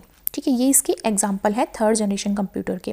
नेक्स्ट अब हमारे पास आता है fourth generation computer. Fourth generation computer ये देख सकते हैं प्रेजेंट डे कंप्यूटर की तरह ही है ना। तो फोर्थ जनरेशन कंप्यूटर जो थे ये 1971 से लेके 1980 के टाइम पे आए। इन्होंने बहुत लार्ज स्केल पे इंटीग्रेटेड सर्किट का यूज़ किया, very large scale integrated circuit का यूज़ किया। जो मैंने एनसीईआरटी से एक्सप्लेन कर रखा है ना, उसमें ये बहुत अच्छे से बता रखा है इंटीग्रेटेड सर्किट के बारे में, ठीक है। So do you can watch that video also. ये भाई एक साथ हम एक वीडियो लेक्चर में बहुत सारे टॉपिक कंप्लीट करते हैं तो थोड़ा शॉर्ट करना पड़ता है, ठीक है। इंटीग्रेटेड सर्किट के बाद क्या है, very large scale integrated circuit आए। ये वेरी लार्ज क्यों बोले गए, क्योंकि इसमें 5000 ट्रांजिस्टर्स यूज़ होते थे। 5000 ट्रांजिस्टर एक ही सिलिकॉन चिप के ऊपर है, सिंगल चिप के ऊपर है, ठीक है। तो ये क्या बना रहे हैं, माइक्रो कंप्यूटर्स। ये कौन से कंप्यूटर्स बन गए, माइक्रो कंप्यूटर्स बन गए, छोटे साइज़ के कंप्यूटर बन गए, क्योंकि एक ही सिंगल इंटीग्रेटेड चिप पे, एक सिंगल सिलिकॉन चिप के ऊपर, है ना, क्या कर रहे हैं, 5000 ट्रांजिस्टर्स को बना रहे हैं। तो ये क्या है, very large scale integrated circuit. क्या बना रहे हैं, very large scale integrated circuit, integrated circuit. तो हम क्या बोलेंगे कि VLSI पे कौन बेस्ड है, फोर्थ जनरेशन कंप्यूटर बेस्ड है, ठीक है। ये मोर पावरफुल थे, कॉम्पैक्ट थे, रिलायबल थे, अफोर्डेबल थे, ठीक है। और यहाँ पे इन्होंने कौन सी लैंग्वेज का यूज़ किया, हाई लेवल लैंग्वेज। यहाँ पे सी प्लस प्लस और डी बेस लैंग्वेज का यूज़ किया गया फोर्थ जनरेशन कंप्यूटर में। एग्जाम्पल की बात करें, फोर्थ जनरेशन कंप्यूटर के एग्जाम्पल की बात करें तो इसमें DEC 10 आता है, स्टार 1000 आता है, ठीक है। पर्सनल डेवलपमेंट जो हमारा यहाँ पे पर्सनल डाटा प्रोसेसर होता है, PDP, पर्सनल डाटा प्रोसेसर 11 आता है, पर्सनल डाटा प्रोसेसर 11 आता है। और क्राई 1 जो सुपर कंप्यूटर है, और क्राई XMP जो सुपर कंप्यूटर के एग्जाम्पल है। क्राई 1 और क्राई XMP ये क्या है, सुपर कंप्यूटर है। नेक्स्ट हमारा क्या है, फिफ्थ जनरेशन कंप्यूटर जो आज तक चल रहा है, 1971 से आज तक जो चल रहा है, ये किसका यूज़ कर रहे हैं, अल्ट्रा लार्ज स्केल इंटीग्रेशन का यूज़ कर रहे हैं, इंटीग्रेशन टेक्नोलॉजी का यूज़ कर रहे हैं, ठीक है। Ultra large scale integration energy का यूज़ कर रहे हैं बहुत सारे।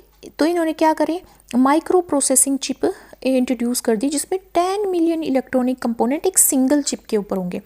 अप्रोक्स 10 मिलियन, यहाँ पे तो क्या थे, 5000 ट्रांजिस्टर एक सिलिकॉन चिप के ऊपर थे, यहाँ पे 10 मिलियन ट्रांजिस्टर्स या 10 मिलियन इलेक्ट्रॉनिक कंपोनेंट एक सिंगल किसके ऊपर है, इंटीग्रेटेड चिप के ऊपर है। इस वजह से ये बहुत छोटे हो गए साइज़ में। ये हार्डवेयर भी होता है इनके अंदर, आर्टिफिशियल इंटेलिजेंस सॉफ्टवेयर भी होता है, AI सॉफ्टवेयर भी है इनके अंदर, ठीक है। और ये बहुत ही हाई लैंग्वेज का यूज़ करते थे, C++, जावा, है ना, नेट, इन सब का यूज़ किया जाता है हमारा फिफ्थ जनरेशन कंप्यूटर में। आज का एग्जांपल है, इसका एग्जांपल क्या है, डेस्कटॉप कंप्यूटर जो हम देखते हैं, है ना, लैपटॉप हम जो देखते हैं, नोटबुक जो हम देखते हैं, अल्ट्रा बुक जो हम देखते हैं, क्रोम बुक जो हम देखते हैं, ये सब किसके एग्जांपल है, फिफ्थ जनरेशन कंप्यूटर के। यहाँ पे कुछ क्वेश्चंस देखते हैं। फर्स्ट है, vacuum tube were used in which generation of computer. Vacuum tube किस में यूज़ की थी, फर्स्ट जनरेशन कंप्यूटर्स में यूज़ की गई थी। तो first will be the correct answers. Transistors were introduced in which computer generation. तो फर्स्ट में क्या यूज़ किए थे, वैक्यूम ट्यूब। सेकंड में क्या यूज़ किए गए थे, हमारे ट्रांजिस्टर। और थर्ड में क्या किए गए थे, इंटीग्रेटेड चिप का यूज़ किया गया था, जो आज तक चलती आ रही हैं। फिर VLSI का यूज़ किया गया, फिर ULSI का यूज़ किया गया, ठीक है। तो हमारे यहाँ पे क्या होगा, सेकेंड जनरेशन कंप्यूटर इसका एग्जाम मतलब आंसर होगा। क्वेश्चन क्या है, इंटीग्रेटेड सर्किट जिसको हम क्या बोलते हैं, इंटीग्रेटेड सर्किट जिसको हम क्या बोलते हैं, IC are associated with which generation. कौन सी जनरेशन ऑफ कंप्यूटर के साथ एसोसिएटेड थे, फर्स्ट के साथ। फर्स्ट में क्या यूज़ किया गया था, वैक्यूम ट्यूब का यूज़ किया गया था। सेकंड में किसका यूज़ किया गया था, ट्रांजिस्टर्स का यूज़ किया गया था, है ना। थर्ड जनरेशन में किसका यूज़ किया गया था, इंटीग्रेटेड सर्किट का यूज़ किया गया था। Micro processors were first use in the, किस में यूज़ किए गए थे, माइक्रो प्रोसेसर्स को सबसे पहले किस में यूज़ किया, माइक्रो प्रोसेसर्स किस में यूज़ किया गया था, देखो हमारे थर्ड जनरेशन कंप्यूटर में तो, सेकंड जनरेशन में तो क्या आ गए थे, ट्रांजिस्टर्स आ गए थे, है ना। थर्ड जनरेशन में क्या आ गई थी, इंटीग्रेटेड सर्किट आ गया था, मतलब एक सिंगल जो हमारी सिलिकॉन चिप थी उसी पे ट्रांजिस्टर्स थे, उसी पे हमारे कैपेसिटर्स थे। फोर्थ जनरेशन कंप्यूटर में क्या था, 5000 के आसपास हमारे जो ट्रांजिस्टर्स थे वो सिंगल चिप के ऊपर थे। तो ये क्या थी, हमारी फर्स्ट माइक्रो प्रोसेसर का एग्जाम्पल है। नेक्स्ट हमारे पास आता है पार्ट्स ऑफ कंप्यूटर, या फिर हम बोल सकते हैं component of computers. Component of computers, तो दो मेन कंपोनेंट होते हैं कंप्यूटर के, एक होता है हार्डवेयर, एक होता है सॉफ्टवेयर। ठीक है, देखो हार्डवेयर, हार्ड से पता चल रहा है कोई चीज़ हार्ड है, हार्ड है, मैं उसको टच कर सकती हूँ। ठीक है, तो वो क्या है, हार्ड है। हार्डवेयर मतलब जिसको मैं टच कर सकती हूँ, जो टेंजिबल है। टेंजिबल का मतलब क्या होता है, which can be touched. Software क्या होते हैं, इनटेंजिबल, जिसको मैं टच नहीं कर सकती। जैसे यहाँ पे देखो, अब मैं अपने फ़ोन में क्रोम में कुछ भी सर्च करती हूँ या गूगल पे कुछ भी सर्च करती हूँ, क्या मैं उसको टच कर सकती हूँ, नहीं, बट मैं उसमें प्रोग्रामिंग कर रही हूँ। सर्चिंग टूल है वो, एक प्रोग्रामिंग हो रही है, इंस्ट्रक्शन फीड करवा रही हूँ, आउटपुट दे रहा है, तो वो सॉफ्टवेयर है। ठीक है, सॉफ्टवेयर क्या है, जिसको टच नहीं कर सकते, पर मैं कंप्यूटर के मॉनिटर को टच कर सकती हूँ, माउस को टच कर सकती हूँ, है ना, कीबोर्ड को टच कर सकती हूँ, हेडफोन्स को टच कर सकती हूँ, प्रिंटर को टच कर सकती हूँ, सीडीज़ को टच कर सकती हूँ, सीपीयू को टच कर सकती हूँ। ये सब क्या है, हार्डवेयर है। फंक्शन की बात करें तो हार्डवेयर फिजिकल टास्क परफॉर्म करता है, सर्किट प्रोवाइड करता है, इलेक्ट्रिसिटी आती है इसमें, है ना। मतलब सॉफ्टवेयर हार्डवेयर के बिना काम नहीं कर सकता और हार्डवेयर सॉफ्टवेयर के बिना काम नहीं कर सकता, दोनों एक दूसरे के ऊपर डिपेंड करते हैं। तो जो फिजिकल टास्क परफॉर्म करता है वो हार्डवेयर है, जो लॉजिकल टास्क परफॉर्म करता है, कैलकुलेशंस है, सर्चिंग करनी है, प्रोग्रामिंग करनी है, वो सॉफ्टवेयर करता है। ठीक है, ये किसको रिप्लेस करता है, रैम को, ये रिप्लेस्ड फिजिकली। एग्जाम्पल क्या है, रैम। रैम क्या है, रैंडम एक्सेस मेमोरी, जो प्राइमरी मेमोरी होती है, मेन मेमोरी होती है। इसको डाउनलोड के थ्रू, डाउनलोड करके हम सॉफ्टवेयर, नया सॉफ्टवेयर डाउनलोड करते हैं। जैसे अभी एआई चल रहा है तो उसका अपना एक सॉफ्टवेयर है ना, चैट जीपीटी का अपना एक सॉफ्टवेयर है। तो हम जब सॉफ्टवेयर को अपडेट करते हैं तो डाउनलोडिंग के थ्रू अपडेट करते हैं। ये जो कॉस्ट है हार्डवेयर की वो एक्सपेंसिव होता है, क्योंकि फिजिकल पार्ट्स होते हैं, है ना। इसमें बहुत सारी चिप लगानी पड़ती हैं, बहुत सारे ट्रांजिस्टर्स लगाने पड़ते हैं, सर्किट बनाना पड़ता है। ठीक है, इसमें वायरिंग होती है, केबल लगती हैं, तो ये हमारा एक्सपेंसिव होता है। सॉफ्टवेयर क्या है, चीपर होता है। लाइसेंस मतलब बहुत सारे सॉफ्टवेयर ऐसे होते हैं ना जो फ्री सॉफ्टवेयर होते हैं, कुछ होते हैं जिसके लिए हमें पे करना पड़ता है, तो इस लाइसेंस लेना पड़ता है, सब्सक्रिप्शन लेना पड़ता है। डिपेंडेंस, ये हार्डवेयर किसको सपोर्ट करता है, सॉफ्टवेयर को, और सॉफ्टवेयर को चलने के लिए हार्डवेयर की ज़रूरत पड़ती है। मॉडिफाइड, इसको फिजिकली मॉडिफाई किया जाता है, इसमें स्टोरेज ऐड करके। ठीक है, सॉफ्टवेयर को मॉडिफाई किया जाता है डिजिटली, सेटिंग्स में जाके, है ना, इसकी सेटिंग चेंज करके। फेलियर की बात करें तो यहाँ पे क्या फेलियर है, ये टूट सकता है। हार्ड ड्राइव होती है, टूट सकती है, एग्जाम्पल है। ये क्या हो सकता है, सॉफ्टवेयर क्रैश हो सकता है, क्रैश हो सकता है, जैसे एप्स वगैरह। ठीक है, स्टोरेज की बात करें तो ये स्टोर करता है फिजिकली डाटा को स्टोर करता है, फिजिकली डाटा को स्टोर करता है एसएसडी में, है ना, एचडीडी में, है ना, एसएसडी में और एचएसडी में ये डाटा को क्या करता है, स्टोर। एचडीडी और एसएसडी में क्या करता है, डाटा को स्टोर करता है। एचडीडी क्या होती है, एचडीडी होती है हमारी हार्ड डिस्क ड्राइव इसको बोला जाता है। एसएसडी क्या होती है, सॉलिड स्टेट ड्राइव। इनको क्या बोला जाता है, ऑक्सिलरी मेमोरी स्टोरेज डिवाइस भी बोला जाता है, ऑक्सिलरी मेमोरी स्टोरेज डिवाइस भी बोला जाता है, और सेकेंडरी मेमोरी स्टोरेज डिवाइस भी बोला जाता है, सेकेंडरी डिवाइस भी बोला जाता है। ठीक है, ये डिजिटली कोड की फॉर्म में क्या करते हैं, कोडिंग की फॉर्म में डाटा को स्टोर करते हैं। ड्यूरेबल, ये टाइम के साथ डिग्रेड हो जाता है, ख़राब हो जाता है ना। ये जितना हम इसको सपोर्ट करेंगे उतना ये चलेगा। एग्जाम्पल की बात करें, जैसे सीपीयू है हमारा, है ना, कीबोर्ड है, माउस है, मॉनिटर है, ये क्या है, हार्डवेयर है। सॉफ्टवेयर की बात करें, विंडोज़ होगी हमारी, एप्स होगी, है ना, माइक्रोसॉफ्ट वर्ड हो गया, क्रोम हो गया, माइक्रोसॉफ्ट हो गया, ओपेरा हो गया, ये सारे क्या है, हमारे सॉफ्टवेयर हैं। ठीक है, तो इस पिक्चर में क्या दिखाया गया है, इस पिक्चर में डिफरेंट हमारे पास क्या दिखाए गए हैं, डिफरेंस हार्डवेयर दिखाए गए हैं। जैसे प्रिंटर हमारा एक हार्डवेयर होता है, मॉनिटर हमारा हार्डवेयर होता है, एसएमपीएस हमारा हार्डवेयर होता है। ठीक है, और हमारे पास क्या होता है, रैम, हमारे पास क्या होता है, रैम हमारी रैंडम एक्सेस मेमोरी जो होती है वो हमारी क्या होती है, हार्डवेयर होता है। प्रोसेसर्स जो होते हैं हमारे सीपीयू के अंदर वो हार्डवेयर होते हैं, जैसे इंटेल एक प्रोसेसर है। मदरबोर्ड जो होती है जिसके अंदर सर्किट होता है पूरा सीपीयू का, वो भी हार्डवेयर होता है। Optical drive, hard disk, mouse, keyboard, ये सब क्या है, हमारे हार्डवेयर के एग्जाम्पल हैं। एसएमपीएस की फुल फॉर्म क्या होती है, स्विच्ड मोड पावर सप्लाई। इसको क्या बोलते हैं, switched mode power supply, power supply, switched mode power supply. ठीक है, अब यहाँ पे कुछ क्वेश्चंस देखते हैं हार्डवेयर और सॉफ्टवेयर के रिगार्डिंग। पहला क्वेश्चन है, Microsoft word is an example of. Microsoft word किसका एग्जाम्पल है? देखो यहाँ पे माइक्रोसॉफ्ट वर्ड ये दे रखा है, किसका एग्जाम्पल है, सॉफ्टवेयर का एग्जाम्पल है। तो ये क्या है, सॉफ्टवेयर है। हार्डवेयर का एग्जाम्पल क्या होगा, ये सारे हार्डवेयर के एग्जाम्पल है। मेमोरी क्या है इसमें, रैम मेमोरी है। आगे भी मेमोरी के बारे में पढ़ेंगे। नेक्स्ट क्वेश्चन है, which of the following is an example of hardware. इनमें से कौन हार्डवेयर का एग्जाम्पल है? एमएस वर्ड क्या है, सॉफ्टवेयर। लाइनेक्स भी क्या होता है, सॉफ्टवेयर होता है। विंडोज़ भी क्या होती है, सॉफ्टवेयर होता है।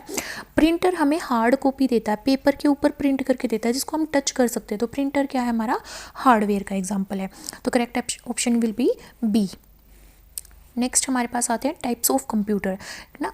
तो जो पहला टाइप ऑफ कंप्यूटर है हमारे पास, वो साइज़ के बेसिस पे है कि उसका साइज़ छोटा है या बड़ा है। ठीक है। दूसरा टाइप हमारे पास क्या है कि कैसे वो डाटा को प्रोसेस करते हैं। एक तो साइज़ के बेसिस पे, एक टाइप के ऊपर, मतलब ये डाटा को कैसे प्रोसेसिंग करें, कैसे प्रोसेसिंग करें डाटा की, उसके बेसिस पे भी हम कंप्यूटर को क्लासीफाई करते हैं। तो सबसे पहले ये देखते हैं हम कि भाई ये डाटा को कैसे प्रोसेस कर रहे हैं, डाटा की प्रोग्रामिंग कैसे कर रहे हैं, डाटा को प्रोसेस कैसे कर रहे हैं, उसके बेसिस पे हम कंप्यूटर को 3 कैटेगरी में क्लासीफाई करते हैं। एक होता है एनालॉग कंप्यूटर, एक होता है डिजिटल कंप्यूटर, एक होता है हाइब्रिड कंप्यूटर। तो डाटा को कैसे प्रोसेस करेगा कंप्यूटर, उसके बेसिस पे भी कंप्यूटर 3 टाइप के होते हैं, एनालॉग कंप्यूटर, डिजिटल कंप्यूटर और हाइब्रिड कंप्यूटर। एनालॉग कंप्यूटर क्या है, जो हमें सिग्नल की फॉर्म में क्या करते हैं, डाटा पे काम करते हैं, सिग्नल की फॉर्म में, जो कॉन्टीन्यूसली डाटा पे काम करते हैं। तो जो एनालॉग कंप्यूटर है, ये पिक्चर भाई मैंने अलग अलग साइड से ली है, ठीक है, अलग अलग साइड से मैंने पिक्चर ली है, पर एक्सप्लेनेशन तो मेरा है, ठीक है। तो देखो एनालॉग कंप्यूटर क्या है, ये हमारा कॉन्टीन्यूस डाटा के ऊपर काम करते हैं, ये works on continuous data, continuous data के ऊपर वर्क करते हैं, सिग्नल्स के ऊपर वर्क करते हैं। ठीक है, कहाँ पे यूज़ किए जाते हैं एनालॉग जो कंप्यूटर होते हैं, ये साइंटिफिक फील्ड में, साइंस की फील्ड में और इंजीनियरिंग फील्ड में इनका यूज़ किया जाता है। एग्जाम्पल की बात करें, स्पीडोमीटर, स्पीडोमीटर तो सबकी कारों में, स्कूटी पे, बाइक पे स्पीडोमीटर होता है जो हमारी स्पीड बताता है। ईसीजी मशीन, ईसीजी मशीन कहाँ पे होती है बताओ, जो हमारे हार्ट की वो देखती है, क्या बोलेंगे, ईसीजी मशीन हमारी हार्ट की फंक्शनलिटी को चेक करती है, जो वो हमें पीक देती है, PQRS वाली। ठीक है, ईसीजी मशीन जो हम हेल्थ केयर इंस्टीट्यूट्स में, हॉस्पिटल वगैरह में यूज़ करते हैं। तो स्पीडोमीटर और ईसीजी मशीन किसका एग्जांपल है, एनालॉग कंप्यूटर का एग्जांपल है। ये कॉन्टीन्यूस डाटा पे सिग्नल की फॉर्म में डाटा को इंटरप्रेट करके काम करती है, साइंटिफिक और इंजीनियरिंग फील्ड में इसका यूज़ किया जाता है। नेक्स्ट हमारे पास क्या है, digital computer. Digital computer discrete data पे एक्ट करता है, 0 और 1 की फॉर्म में जो डाटा होता है, बाइनरी फॉर्म में, बाइनरी फॉर्म में, बिट्स जिसको बोला जाता है, बिट्स बोलते हैं ना, 1 और 0 को बिट बोलते हैं, तो बिट्स के ऊपर काम करता है। जितने भी हमारे मॉडर्न कंप्यूटर हैं वो डिजिटल कंप्यूटर हैं। जैसे हम स्मार्ट वॉच यूज़ कर रहे हैं, digital computer, digital thermometer use करते हैं, लैपटॉप, डेस्कटॉप, हमारा मोबाइल फ़ोन, हमारा कैलकुलेटर, ये सब क्या है, डिजिटल कंप्यूटर का टाइप है। हाइब्रिड कंप्यूटर क्या होता है, जो एनालॉगस भी हो और जो डिजिटल भी हो, मतलब जो सिग्नल को भी ले, जो सिग्नल की फॉर्म में भी डाटा एक्सेप्ट करे और जो बाइनरी लैंग्वेज बिट्स की फॉर्म में भी डाटा को मतलब रिसीव करें, प्रोसेस करें। जैसे हॉस्पिटल में, लैब में, रिसर्च में जब हम कंप्यूटर यूज़ करते हैं तो वो हाइब्रिड कंप्यूटर होता है। एग्जाम्पल की बात करें, जैसे ICU मशीन, ICU मशीन है ना, मशीन कहाँ पे होती है, हमारे हॉस्पिटल्स में, हार्ट बीट मेजर करने के लिए, डिजिटल रिजल्ट डिस्प्ले करने के लिए। ये क्या है, हाइब्रिड कंप्यूटर का एग्जांपल है। नेक्स्ट हमारे पास कंप्यूटर आते हैं on the basis of their size. Size, speed और स्टोरेज। साइज़ भी है, स्पीड भी है एंड स्टोरेज। उसके बेसिस पे हम कंप्यूटर को डिफरेंट कैटेगरी में क्लासीफाई करते हैं। सबसे पहले आता है हमारे पास सुपर कंप्यूटर। सुपर कंप्यूटर क्यों बोला गया है सुपर कंप्यूटर को? सुपर कंप्यूटर क्यों बोल रहे हैं?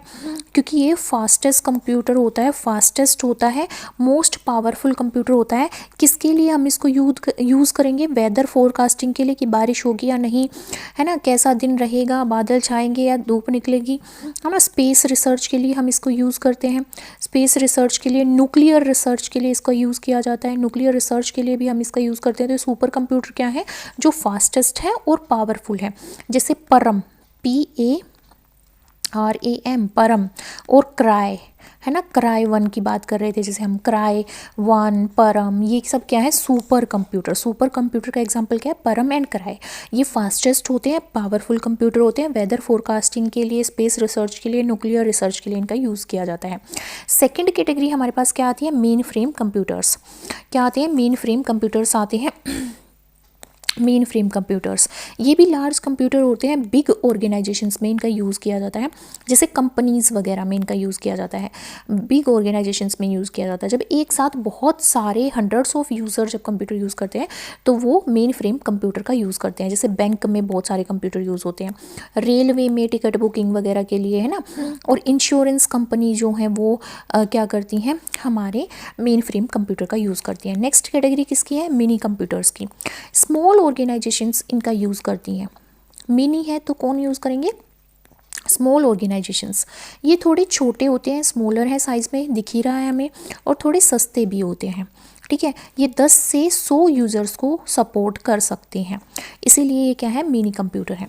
नेक्स्ट हमारे पास क्या आते हैं? माइक्रो कंप्यूटर, जिसको हम PC भी बोलते हैं। पर्सनल कंप्यूटर जिसको बोला जाता है वो माइक्रो कंप्यूटर है। माइक्रो कंप्यूटर जो है हमारे कौन सी जनरेशन में आए? 4th जनरेशन में आए। और वो किसकी वजह से बन पाए? इंटीग्रेटेड चिप की वजह से बन पाए, है ना। इंडिविजुअल यूज़ के लिए होते हैं। मेरे पर्सनल यूज़ के लिए मैं अपना पर्सनल PC रख सकती हूँ। डेस्कटॉप कंप्यूटर जो हमारे घर पे होते हैं, लैब्स में होते हैं, लैपटॉप, स्मार्टफोन, टैबलेट, ये किसका एग्जाम्पल है? माइक्रो कंप्यूटर का एग्जाम्पल है। ठीक है, फिर उसके बाद तो ये हमारे इम्बेडेड कंप्यूटर आ गए जो मशीन्स में बिल्ड होते हैं। इम्बेंड हो किसी चीज़ के ऊपर, इम्बेडेड हो मतलब build into machines, built into machines, जो मशीन्स में बिल्ट होते हैं। जैसे इम्बेडेड कंप्यूटर का बहुत अच्छा एग्जांपल है ऑटोमेटिक मशीन्स जो आ रही हैं। ऑटोमेटिक मशीन्स हो गए, माइक्रोवेव हमें बता देता है, टाइमर सेट कर देते हैं उसमें हम, है ना। ATM हो गया हमारी कार में, वॉशिंग मशीन में, ये सारे हमारे उनमें इम्बेडेड होते हैं कंप्यूटर, है ना। जैसे अभी वॉशिंग मशीन में AI आ जाता है। जैसे मेरी वॉशिंग मशीन है उसमें AI आता है। जैसे मैं उसके पास जाऊंगी तो AI लिखा आ जाएगा, आर्टिफिशियल इंटेलिजेंस, वो ना और कुछ नहीं शो करेगी। मैं थोड़ी सी दूर हो जाऊंगी तो डिजिटल डाटा शो करती है, कितना टाइम रह गया है, क्या नहीं, क्या सही। ठीक है, तो ये क्या है? ये बिल्ट इम्बेडेड कंप्यूटर है, ये मशीन्स में बिल्ड होते हैं। ठीक है, सर्वर कंप्यूटर क्या है? सर्विस प्रोवाइड करते हैं जो क्लाइंट को। जैसे web server, mail server, web server, ये क्या है? मेल सर्वर, वेब सर्वर, ये क्या है? हमारे सर्वर कंप्यूटर है। वर्क स्टेशन कंप्यूटर, ये हाई परफॉर्मेंस PC होते हैं। ये क्या होते हैं? हाई परफॉर्मेंस PC होते हैं। हाई परफॉर्मेंस PC होते हैं, प्रोफेशनल वर्क के लिए होते हैं, डिज़ाइन करने के लिए, ग्राफिक्स के लिए, इंजीनियरिंग के लिए हम इनका यूज़ करते हैं। लैपटॉप क्या है? पोर्टेबल कंप्यूटर है, पोर्टेबल कंप्यूटर है और पर्सनलाइज्ड है, मतलब इंडिविजुअल कंप्यूटर है। फिर हमें पता ही है कि हमारे पास क्वांटम कंप्यूटर होते हैं। क्वांटम कंप्यूटर जो क्वांटम बिट्स का यूज़ करते हैं, बिट्स का यूज़ करते हैं, क्वांटम बिट्स का यूज़ करते हैं। एडवांस्ड होते हैं क्वांटम कंप्यूटर, बहुत ही फास्ट होते हैं और इसका हम रिसर्च में यूज़ करते हैं। डिजिटल कंप्यूटर डिजिटल वर्क पे काम करते हैं। ठीक है, हाइब्रिड कंप्यूटर हमने देख ही लिया, जो हमारा एनालॉग और हाइब्रिड होते हैं, और एनालॉग भी हमने देख लिया। ठीक है, I hope it is clear कि भाई क्या होते हैं हमारे डिफरेंट टाइप के कंप्यूटर्स, कैसे होते हैं। तो यहाँ पे हमारा क्वेश्चन है कि which of the following is the most powerful type of computer? Main frame computer, super computer, micro computer. तो सुपर कंप्यूटर हमारा पावरफुल कंप्यूटर होता है, वेदर फोरकास्टिंग में, रिसर्च वगैरह के पर्पज़ से इसको यूज़ किया जाता है। नेक्स्ट हम बात करते हैं कंपोनेंट ऑफ कंप्यूटर की। ठीक है, कंपोनेंट ऑफ कंप्यूटर की। कंपोनेंट्स ऑफ कंप्यूटर, देखो भाई ये भी मैंने ये पिक्चर भी यहाँ पे गूगल से उठाई है। ठीक है, क्योंकि मैं खुद से तो बना नहीं सकती। ठीक है, I have to pick it from somewhere, अपने आप से भी बना सकती हूँ, दैट इज़ वो थोड़ी टाइम कंज्यूमिंग होगी बस, और कुछ नहीं है। कंपोनेंट ऑफ कंप्यूटर की बात करते हैं। तो हमने देखा कंप्यूटर किस किस चीज़ से मिलके बना होता है। कंपोनेंट ऑफ कंप्यूटर की बात करते हैं। कंपोनेंट ऑफ कंप्यूटर का मतलब क्या है कि भाई कंप्यूटर किस किस चीज़ से मिलके बना है। जैसे इसमें कुछ इनपुट यूनिट होते हैं या इनपुट डिवाइस जिसको बोलेंगे। इनपुट डिवाइस होते हैं, कुछ आउटपुट डिवाइस होते हैं, ठीक है। और इसमें एक यहाँ पे ब्रेन होता है कंप्यूटर का, जिसको हम क्या बोलते हैं, ब्रेन बोलते हैं। ब्रेन के अंदर ही क्या होती है, इसकी कंट्रोल यूनिट होती है, इसकी प्रोसेसिंग यूनिट होती है ना। इसकी प्रोसेसिंग यूनिट भी यहीं पे होंगी, इसकी कंट्रोल यूनिट भी यहीं होंगी, और इसकी मेमोरी भी यहीं पे होगी, है ना। इसकी मेमोरी भी यहीं पे होगी। तो किस में होगी, ब्रेन के अंदर, मतलब सीपीयू के अंदर। सीपीयू के अंदर जिसको हम क्या बोलते हैं, सेंट्रल प्रोसेसिंग यूनिट बोलते हैं। क्या बोलते हैं, सेंट्रल प्रोसेसिंग यूनिट बोलते हैं, ठीक है। क्या बोलते हैं, सेंट्रल प्रोसेसिंग यूनिट बोलते हैं। तो 5 मेन कंपोनेंट होते हैं कंप्यूटर के। पहला होता है इनपुट डिवाइस, जो क्या करता है, डाटा एंट्री यूनिट होती है। ये डाटा एंट्री यूनिट होती है, मतलब यहाँ से डाटा एंटर होता है। जो भी इन्फॉर्मेशन मेरे को फीड करवानी है वो यहाँ पे इनपुट डिवाइसेस के थ्रू ही मैं फीड करवा सकती हूँ, जिसमें कीबोर्ड आता है, माउस आता है, माइक्रोफोन आता है। जैसे फ़ोन में माइक्रोफोन होता है, जब मेरे को बोल के टाइप करना हो, बोल के कुछ भी सर्च करना हो वोकी टोकी से, या जैसे हमारे पेरेंट्स हैं वो यूट्यूब पे कुछ सर्च करते हैं तो वो माइक्रोफोन की हेल्प से सर्च करते हैं, है ना। टच स्क्रीन, जैसे टैब में, फ़ोन में जो टच स्क्रीन होती है उससे वो एक आउटपुट डिवाइस की तरह भी काम करता है और इनपुट डिवाइस की तरह भी काम करता है, क्योंकि टच स्क्रीन मेरे को मॉनिटर की तरह रिप्रेजेंट भी करती है इन्फॉर्मेशन, और डाटा को फीड करवाने के लिए मैं टाइप भी करती हूँ। लाइट पेन है ना, स्टाइलस है, जैसे मैं स्टाइलस यूज़ कर रही हूँ अभी, है ना, ये क्या है, इनपुट डिवाइस है। जॉयस्टिक है, किसके यूज़ आती है जॉयस्टिक, गेम खेलने के लिए। बार कोड रीडर होता है, जैसे हम क्या करते हैं, बार कोड स्कैन करते हैं पेटीएम करते टाइम, गूगल पे के टाइम, है ना। वेब कैमरा होता है, जैसे हमारे वेब कैमरा है, जैसे हमारे कैफ़े के अंदर क्या लगा हुआ है, वेब कैमरा लगा हुआ है ना। तो यहाँ पे क्या है, इनपुट का मतलब क्या है, डाटा को हम अंदर पुट कर रहे हैं, किसके अंदर, कंप्यूटर के अंदर। किसके थ्रू, अलग अलग डिवाइसेस के थ्रू पुट कर रहे हैं, है ना। जैसे हमारा माउस हो गया, कीबोर्ड हो गया, माइक्रोफोन हो गया, टच स्क्रीन होगी, लाइट पेन हो गया, जॉयस्टिक होगी, बार कोड रीडर हो गया, वेब कैमरा हो गया। ये सब क्या है, डाटा इनपुट डिवाइस है। अब कुछ आउटपुट डिवाइस होते हैं, ये रिजल्ट डिस्प्ले यूनिट होती है। रिजल्ट डिस्प्ले यूनिट इसको बोला जाता है, रिजल्ट डिस्प्ले यूनिट। ये हमारे जो भी प्रोसेस्ड डाटा है उसको हमें रिप्रेजेंट करती है। जैसे मॉनिटर हो गया, प्रिंटर हो गया। प्रिंटर में भी हमारे 2 तरह के प्रिंटर होते हैं, एक इंक जेट प्रिंटर होता है, एक लेज़र प्रिंटर होता है। एक लेज़र प्रिंटर होता है, इंक जेट प्रिंटर होता है। मॉनिटर में भी हमारी एलईडी होती हैं, एलसीडी होती हैं, इसके बारे में हम बात करेंगे अच्छे से, है ना। जैसे स्पीकर है जो हमें बोल के बताता है, प्रोजेक्टर है, प्रोजेक्टर, है ना। क्लासेस में हम प्रेजेंटेशन के टाइम पे प्रोजेक्टर यूज़ करते हैं। हेडफोन जो गाने सुनाता है हमें, ये आउटपुट देते हैं। हमने फ़ोन में टाइप किया ये गाना बजाना है और उसने क्या कर दिया, वो गाना हमें सुना दिया, ठीक है। फिर सीपीयू, तीसरी यूनिट क्या है, CPU. CPU central processing unit, central processing unit. CPU क्या है, सेंट्रल प्रोसेसिंग यूनिट। इसको क्या बोला जाता है, ब्रेन ऑफ द कंप्यूटर। ये क्या है, ब्रेन ऑफ द कंप्यूटर। ये क्या है, ब्रेन ऑफ द कंप्यूटर है, ठीक है। ये सारे ऑपरेशंस कंट्रोल करता है। इसके अंदर क्या होती है, एएलयू, जिसको हम क्या बोलते हैं, arithmetic logical unit. Arithmetic logic unit ये किसके अंदर है, ये हमारी सीपीयू के अंदर है। ये क्या करती है, कैलकुलेशंस करती है, सब्ट्रैक्शन, मल्टीप्लिकेशन, डिवीजन, जो भी लॉजिक लगाना है, लॉजिकल ऑपरेशंस जो परफॉर्म करने हैं वो सब कौन करेगा, एएलयू करेगी। इसमें एक कंट्रोल यूनिट होती है जो सारी एक्टिविटीज़ को कोऑर्डिनेट करती है एक दूसरे के बीच में। रजिस्टर्स होते हैं इसके अंदर, रजिस्टर्स। फास्टेस्ट मेमोरी होती है ये, very fast temporary memory. Very fast temporary memory question पूछा जाता है, वेरी फास्ट टेम्पररी मेमोरी कौन सी होती है, रजिस्टर्स होते हैं सीपीयू के अंदर। तो सीपीयू किस किस से मिलके बना है, सीपीयू किस से मिलके बना है, एएलयू होता है इसके अंदर और सीयू होता है, प्लस मेमोरी होती है बहुत सारी, जिसमें रजिस्टर एक मेमोरी है ना। इसमें बहुत सारी मेमोरी स्टोरेज यूनिट भी होती हैं। तो 2 मेमोरी स्टोरेज यूनिट होती हैं, एक होती है मेन मेमोरी, एक होती है सेकेंडरी मेमोरी। मेन मेमोरी जिसको हम प्राइमरी मेमोरी भी बोलते हैं, प्राइमरी मेमोरी भी बोलते हैं, और ये कंप्यूटर के अंदर होती है इसलिए इसको इंटरनल मेमोरी भी बोलते हैं। क्या बोलते हैं, इंटरनल मेमोरी। 2 टाइप की प्राइमरी मेमोरी या इंटरनल मेमोरी होती हैं, जैसे रैम एंड क्या होती है, ROM. RAM and ROM. RAM क्या है, जस्ट ए मिनट, यहाँ पे रैम क्या है, random access memory, random access memory, random access memory, ये रैंडम एक्सेस मेमोरी है। ठीक है, रोम क्या है, रोम क्या है हमारे पास, read only memory, read only memory है, रीड ओनली मेमोरी है।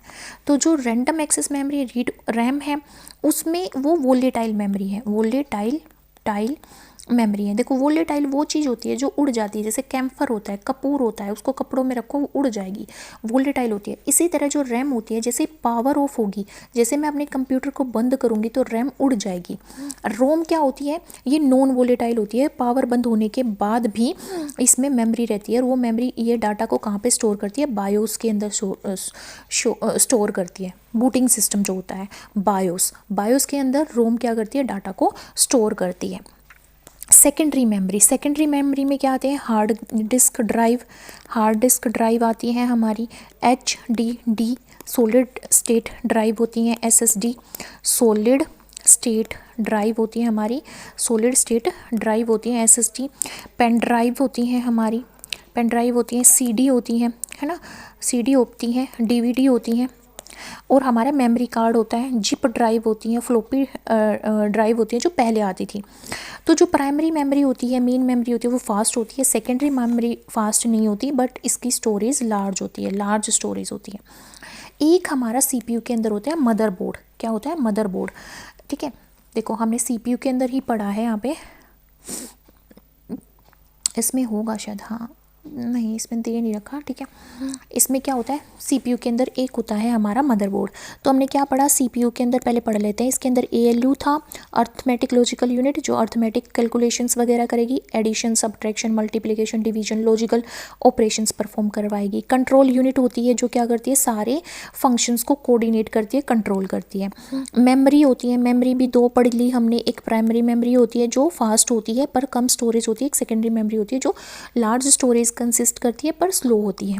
ठीक है, 3 होगी यूनिट। और क्या होता है इसके अंदर हमारी, ठीक है, ये LUCU, हाँ रजिस्टर्स होते हैं, रजिस्टर्स होते हैं जो टेम्परेरी मेमोरी को स्टोर करते हैं, वेरी फास्ट मेमोरी होती है। और क्या होती है इसके अंदर, इसके अंदर होता है मदरबोर्ड। क्या होता है, मदरबोर्ड। मदरबोर्ड क्या है, मेन सर्किट ऑफ CPU, ये मेन सर्किट सिस्टम है, main circuit of CPU, central processing unit का मेन सर्किट है। इसके अंदर क्या प्रेजेंट होता है, CPU के अंदर जो भी सॉकेट है, जो भी सॉकेट प्रेजेंट है वो इसके अंदर है। रैम के जो स्लॉट प्रेजेंट है वो भी इसके अंदर है। बायोस जो चिप होती हैं वो भी इसके अंदर है। एक्सपेंशन स्लॉट भी इसके अंदर है। पावर का कनेक्शन भी इसी के अंदर होता है, पावर कनेक्शंस भी इसी के अंदर होते हैं, पावर कनेक्टर्स भी इसी के अंदर होते हैं, चिप सेट भी इसी के अंदर होता है, चिप सेट भी इसी के अंदर होता है। ठीक है, कुछ और कंपोनेंट भी होते हैं यहाँ पे हमारे, जैसे CPU के अंदर कुछ और कंपोनेंट भी होते हैं CPU के अंदर, जैसे हमारा SMPS जिसको मैंने पीछे दिखाया था, जिसको हम स्विच मोड पावर सप्लाई बोलते हैं, switch mode power supply, switch mode power supply इसको बोला जाता है। ये क्या करती है, AC करंट को DC करंट में कन्वर्ट कर देती है, अल्टरनेट करंट को डायरेक्ट करंट में कन्वर्ट कर देती है। स्विच क्या है हमारे पास, SMPS, switched mode power supply, switch कर रही है किसको, पावर सप्लाई के मोड को स्विच कर रही है। AC अल्टरनेटिंग करंट को हमारे डायरेक्ट करंट में कन्वर्ट कर दिया। जो इन्वर्टर प्रोवाइड करता है वो डायरेक्ट करंट होता है, जो हमारे पास आता है ट्रांसफॉर्मर से वो अल्टरनेट करंट होता है। ठीक है, तो अल्टरनेट करंट को डायरेक्ट करंट में कन्वर्ट करती है। जितनी भी पावर सप्लाई है पूरे सिस्टम में, इस पूरे सिस्टम में जो पावर सप्लाई है वो SMPS से आएगी, स्विच्ड मोड पावर सप्लाई से आएगी, जो किसका कंपोनेंट है, CPU का। एक इसका कंपोनेंट होता है CPU का GPU, ये क्या है, ग्राफिक प्रोसेसिंग यूनिट, इसको क्या बोलते हैं, ग्राफिक प्रोसेसिंग यूनिट बोलते हैं, ग्राफिक प्रोसेसिंग यूनिट बोलते हैं इसको, ग्राफिक प्रोसेसिंग यूनिट बोलते हैं। ठीक है, ये क्या करती है, ग्राफिक्स को हैंडल करती है। ग्राफिक्स जैसे पिक्चर होगी, वीडियो होगी, गेमिंग होगी, डिज़ाइनिंग होगी, है ना, ये सब हैंडल करेगी। फिर कुछ पोर्ट और कनेक्टर्स भी आते हैं, पोर्ट्स एंड कनेक्टर्स, जैसे मैं USB केबल लगाती हूँ अपने कंप्यूटर में, USB केबल लगाती हूँ, HDMI लगाती हूँ, है ना, लैन लगाती हूँ, ऑडियो पोर्ट्स लगाती हूँ। जैसे भाई मैंने कोई हेडफोन यूज़ किया तो उसको ऑडियो पोर्ट बोलूँगी मैं, वो लगा रही हूँ। तो वो क्या है, वो डिफरेंट पोर्ट्स एंड क्या है मेरे क्या है, पोर्ट्स हैं और मेरे कनेक्टर्स हैं। ठीक है, तो ये किसका पार्ट है, CPU का। अब देख लेते हैं डिफरेंट पार्ट्स ऑफ कंप्यूटर या कंपोनेंट ऑफ कंप्यूटर। तो हमने क्या देखा अभी तक हमने देखा कि कंप्यूटर दो टाइप्स के पार्ट से मिलकर बना होता है। हार्डवेयर जो फिजिकल पार्ट है जिसको मैं टच कर सकती हूँ, जैसे माउस हो गया, मॉनिटर हो गया, मेरा कीबोर्ड हो गया। सॉफ्टवेयर जो प्रोग्राम्स होते हैं जिसको मैं टच नहीं कर सकती। हार्डवेयर के कुछ कंपोनेंट होते हैं, जैसे इनपुट डिवाइस होते हैं जिसमें कीबोर्ड आता है, माउस आता है, स्कैनर आता है, माइक्रोफोन आता है, वेबकैम आता है, जॉयस्टिक आती है। कुछ आउटपुट डिवाइस होते हैं जो डिस्प्ले करते हैं रिजल्ट को। मॉनिटर जो स्क्रीन है, प्रिंटर जो प्रिंट आउट देता है, स्पीकर हो गया जो बोल के मेरे को गाने सुनाएगा, हेडफोन्स भी गाने सुनाता है, प्रोजेक्टर मेरे को इमेजेस वगैरह दिखाता है ना, पूरा कंटेंट दिखाता है मॉनिटर की तरह।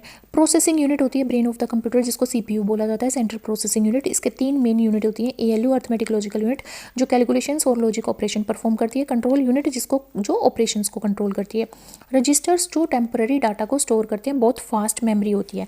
अगर ये क्वेश्चन बहुत बार आता है कौन सी फास्ट मेमोरी है और यहाँ पे कंप्यूटर की, तो कौन सी फास्ट मेमोरी होती है, हमारे रजिस्टर्स। स्टोरेज डिवाइस की बात करें तो प्राइमरी स्टोरेज होता है, क्या होता है हमारे पास, प्राइमरी स्टोरेज होता है।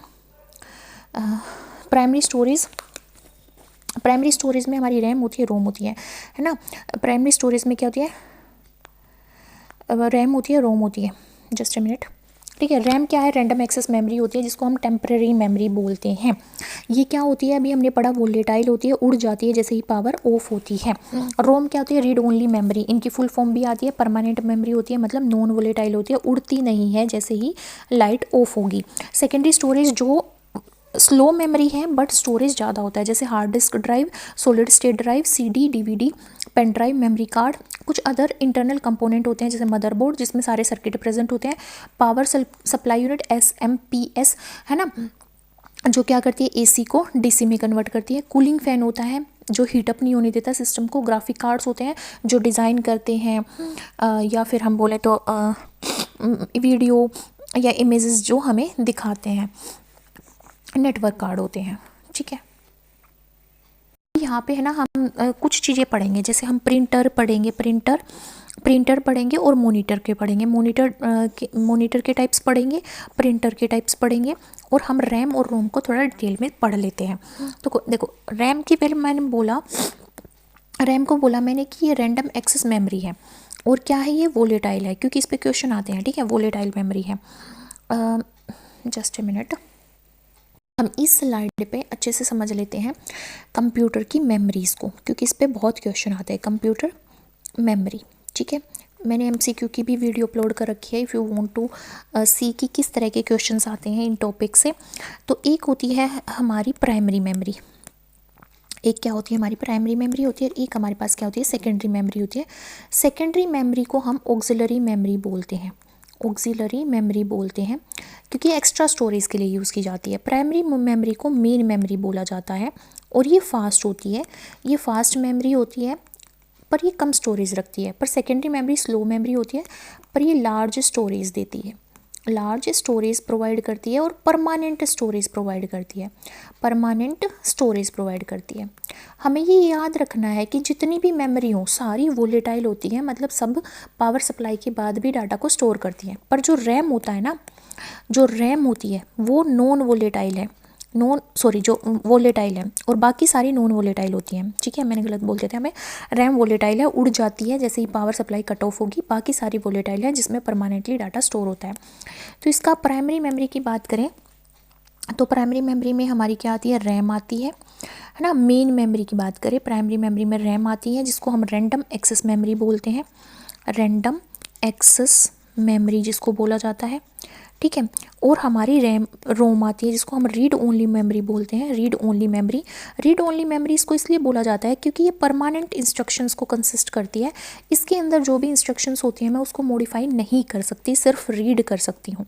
सिर्फ क्या कर सकती हूँ, रीड कर सकती हूँ। एक होती है कैशे मेमोरी, कैशे मेमोरी होती है जो फास्ट होती है, स्मॉल मेमोरी होती है, जो कंप्यूटर CPU के अंदर ही लोकेटेड होती है, और ये फ्रीक्वेंटली जो मैं डाटा यूज़ करती हूँ उसको स्टोर करती है ताकि जल्दी से प्रोसेसिंग हो सके, फास्टर प्रोसेसिंग हो सके। एक होती है रजिस्टर्स। अब इन चारों ऑप्शंस में है कि इनमें से कौन सी मेमोरी फास्टेस्ट है। तो कौन सी मेमोरी फास्टेस्ट है? हमारी रजिस्टर मेमोरी जो सबसे फास्टेस्ट होती है, ये अल्ट्रा फास्ट मेमोरी होती है, अल्ट्रा फास्ट मेमोरी होती है। अगर यहाँ पे ऑप्शन में रजिस्टर ना हो और रैम हो तो रैम क्या होगी? Fastest memory. पर सबसे फर्स्ट नंबर पर आती है रजिस्टर, सेकेंड नंबर पर आती है रैम, है ना, और कैशे मेमोरी। ठीक है, ये भी हमारी फास्ट होती है, मतलब रजिस्टर, कैशे और फिर रैम आएगी, थर्ड नंबर पे आएगी, ये हमारी सेकंड नंबर पे होगी, फिर रोम आएगी। ठीक है, अब देखो जो हमारी रैम होती है वो क्या थी? वोलेटाइल थी, और ये बाकी जितनी भी मेमोरी बच गई ये नॉन वोलेटाइल है। नॉन वोलेटाइल का मतलब है कि पावर ऑफ के बाद भी ये डाटा को स्टोर करती है, डाटा उड़ता नहीं है।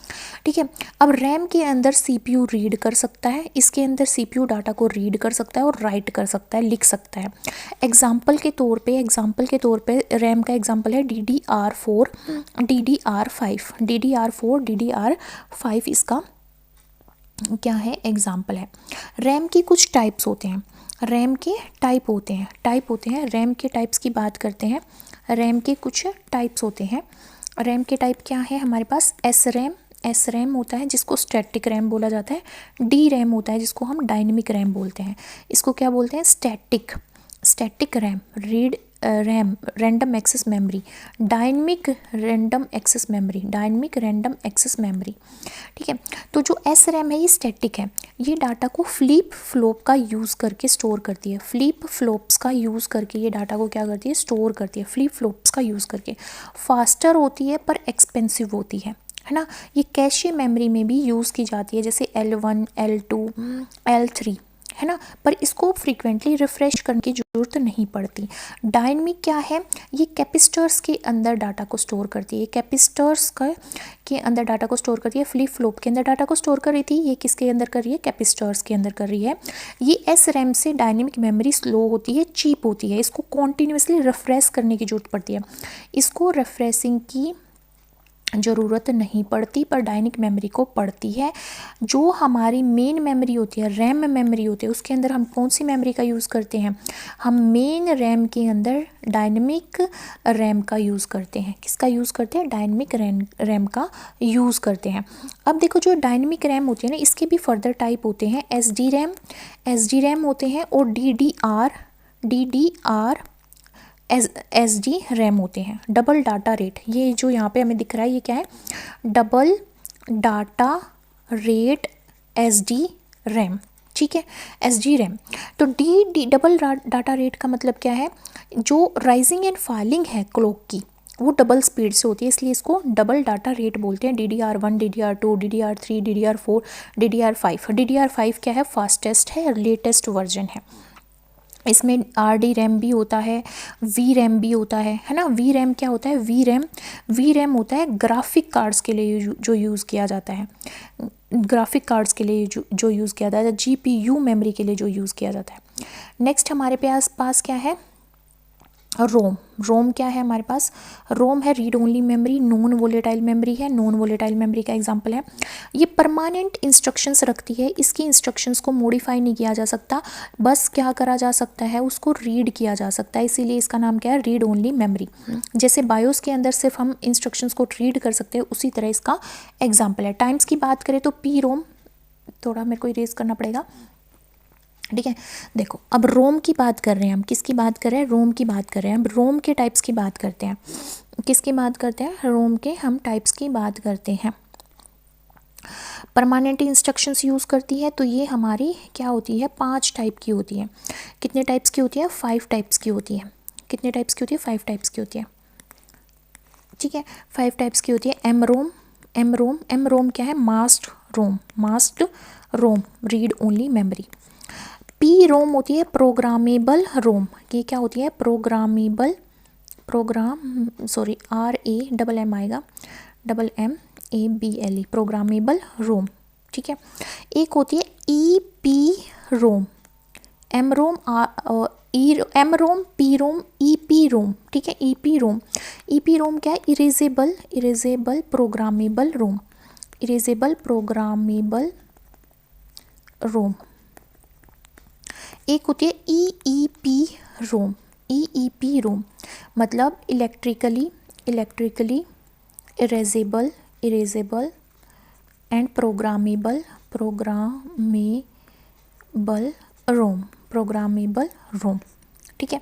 एक हमारे पास होती है फ्लैश मेमोरी। क्या होती है? फ्लैश मेमोरी होती है। एक हमारे पास होती है फ्लैश मेमोरी। तो देखो, सबसे पहले हम बात करते हैं एम रोम की, मास्टर रोम। इसमें जो डाटा रिटर्न होता है वो मैन्युफैक्चरिंग के टाइम पे ही रिटर्न किया जाता है। इसको can not be modified, it can not be modified. किसको नहीं मॉडिफाई कर सकते? इसके अंदर जो डाटा होता है उसको मॉडिफाई नहीं कर सकते, क्योंकि जब इसको बनाया जाता है इस मेमोरी को, तभी इसके अंदर डाटा फीड करा जाता है, उसके बाद उसको मॉडिफाई नहीं किया जा सकता। ये चिपेस्ट है और ओल्डेस्ट टाइप है। पी रोम प्रोग्रामेबल रोम होती है। इसको अगर यूज़र एक बार लिख दे तो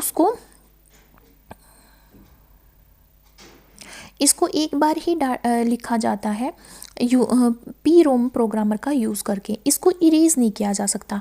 can not be erased, it can not be erased, है ना, it can not be erased. इसको इरेज नहीं किया जा सकता। जो ईपी रोम होती है ये इरेजेबल मेमोरी होती है। इरेजेबल इसका नाम में ही है, इरेजेबल होती है। इसको इरेज किया जा सकता है यूवी लाइट के थ्रू, यूवी लाइट के थ्रू इरेज किया जा सकता है और रीराइट किया जा सकता है। बार बार इसको लिखा जा सकता है, बहुत बार लिखा जा सकता है। ठीक है। और EEP रोम जो होती है इलेक्ट्रिकली इरेजेबल प्रोग्राम होता है, तो इसको इरेज किया जा सकता है इलेक्ट्रिसिटी का यूज़ करके। फास्टेस्ट होती है ये इरेज करनी, और ये बायोस का यूज़ करती है और फिर्मवेयर का यूज़ करती है। फिर्मवेयर का यूज़ करती है और बायोस का यूज़ करती है। नेक्स्ट है हमारी EEP रोम, EEP रोम, जिसको हम एडवांस्ड EEP रोम बोलते हैं, जिसको हम फ्लैश मेमोरी बोलते हैं। इस फ्लैश मेमोरी का यूज़ हम पेन ड्राइव के अंदर करते हैं, SSD के अंदर करते हैं और मेमोरी कार्ड के अंदर करते हैं। मेमोरी कार्ड के अंदर करती हैं। इसको ब्लॉक्स में क्या कर सकते हैं? फ्लैश में ब्लॉक्स में क्या कर सकते हैं? इसको इरेज कर सकते हैं। ठीक है। नेक्स्ट हमारे पास क्या था? हाँ, हमारे पास थी कैशे मेमोरी, है ना। हमने रैम पढ़ लिया, रोम पढ़ लिया। अब हमारे पास क्या आती है? कैशे मेमोरी आती है। जो कैशे मेमोरी होती है, कैशे मेमोरी जो होती है, कैशे मेमोरी क्या होती है? फास्ट मेमोरी होती है। फास्ट मेमोरी होती है, स्मॉल मेमोरी होती है और सीपीयू के बिल्कुल पास में होती है। जब फ्रीक्वेंटली डाटा यूज़ हो रहा है, कोई फ्रीक्वेंटली डाटा यूज़ हो रहा है, तो उसको एक्सेस हम कैश मेमोरी से करेगा। कौन? सीपीयू। एक होती है रजिस्टर मेमोरी, जो अल्ट्रा फास्ट मेमोरी है। इन सब में सबसे फास्टेस्ट रजिस्टर मेमोरी होती है, जो इमीडिएटली यूज्ड डाटा को स्टोर करती है और प्रोसेस करती है। ठीक है। सेकेंडरी मेमोरी हमने देख ली यहाँ पे। सेकेंडरी मेमोरी हमने देख ली कि भाई हमारी ये होती है ऑक्सिलरी मेमोरी, जो ज़्यादा स्टोरेज रखती हैं। ठीक है। उनको हम सेकेंडरी मेमोरी बोलते हैं। क्या बोलते हैं? सेकेंडरी मेमोरी बोलते हैं। ठीक है। अब हम यहाँ पे देखेंगे कि भी टाइप्स ऑफ मॉनिटर के बारे में और प्रिंटर के बारे में। ठीक है। उसके बाद हम जो ये हमारे बचेंगे यहाँ पे सॉफ्टवेयर सिस्टम, इसको नेक्स्ट वीडियो में बात करेंगे। एक होता है हमारे पास CRT मॉनिटर। CRT मॉनिटर क्या है? Cathode ray tube monitor. Old dated monitor है, cathode ray tube monitor. Old होता है, बल्कि है, बहुत हैवी है।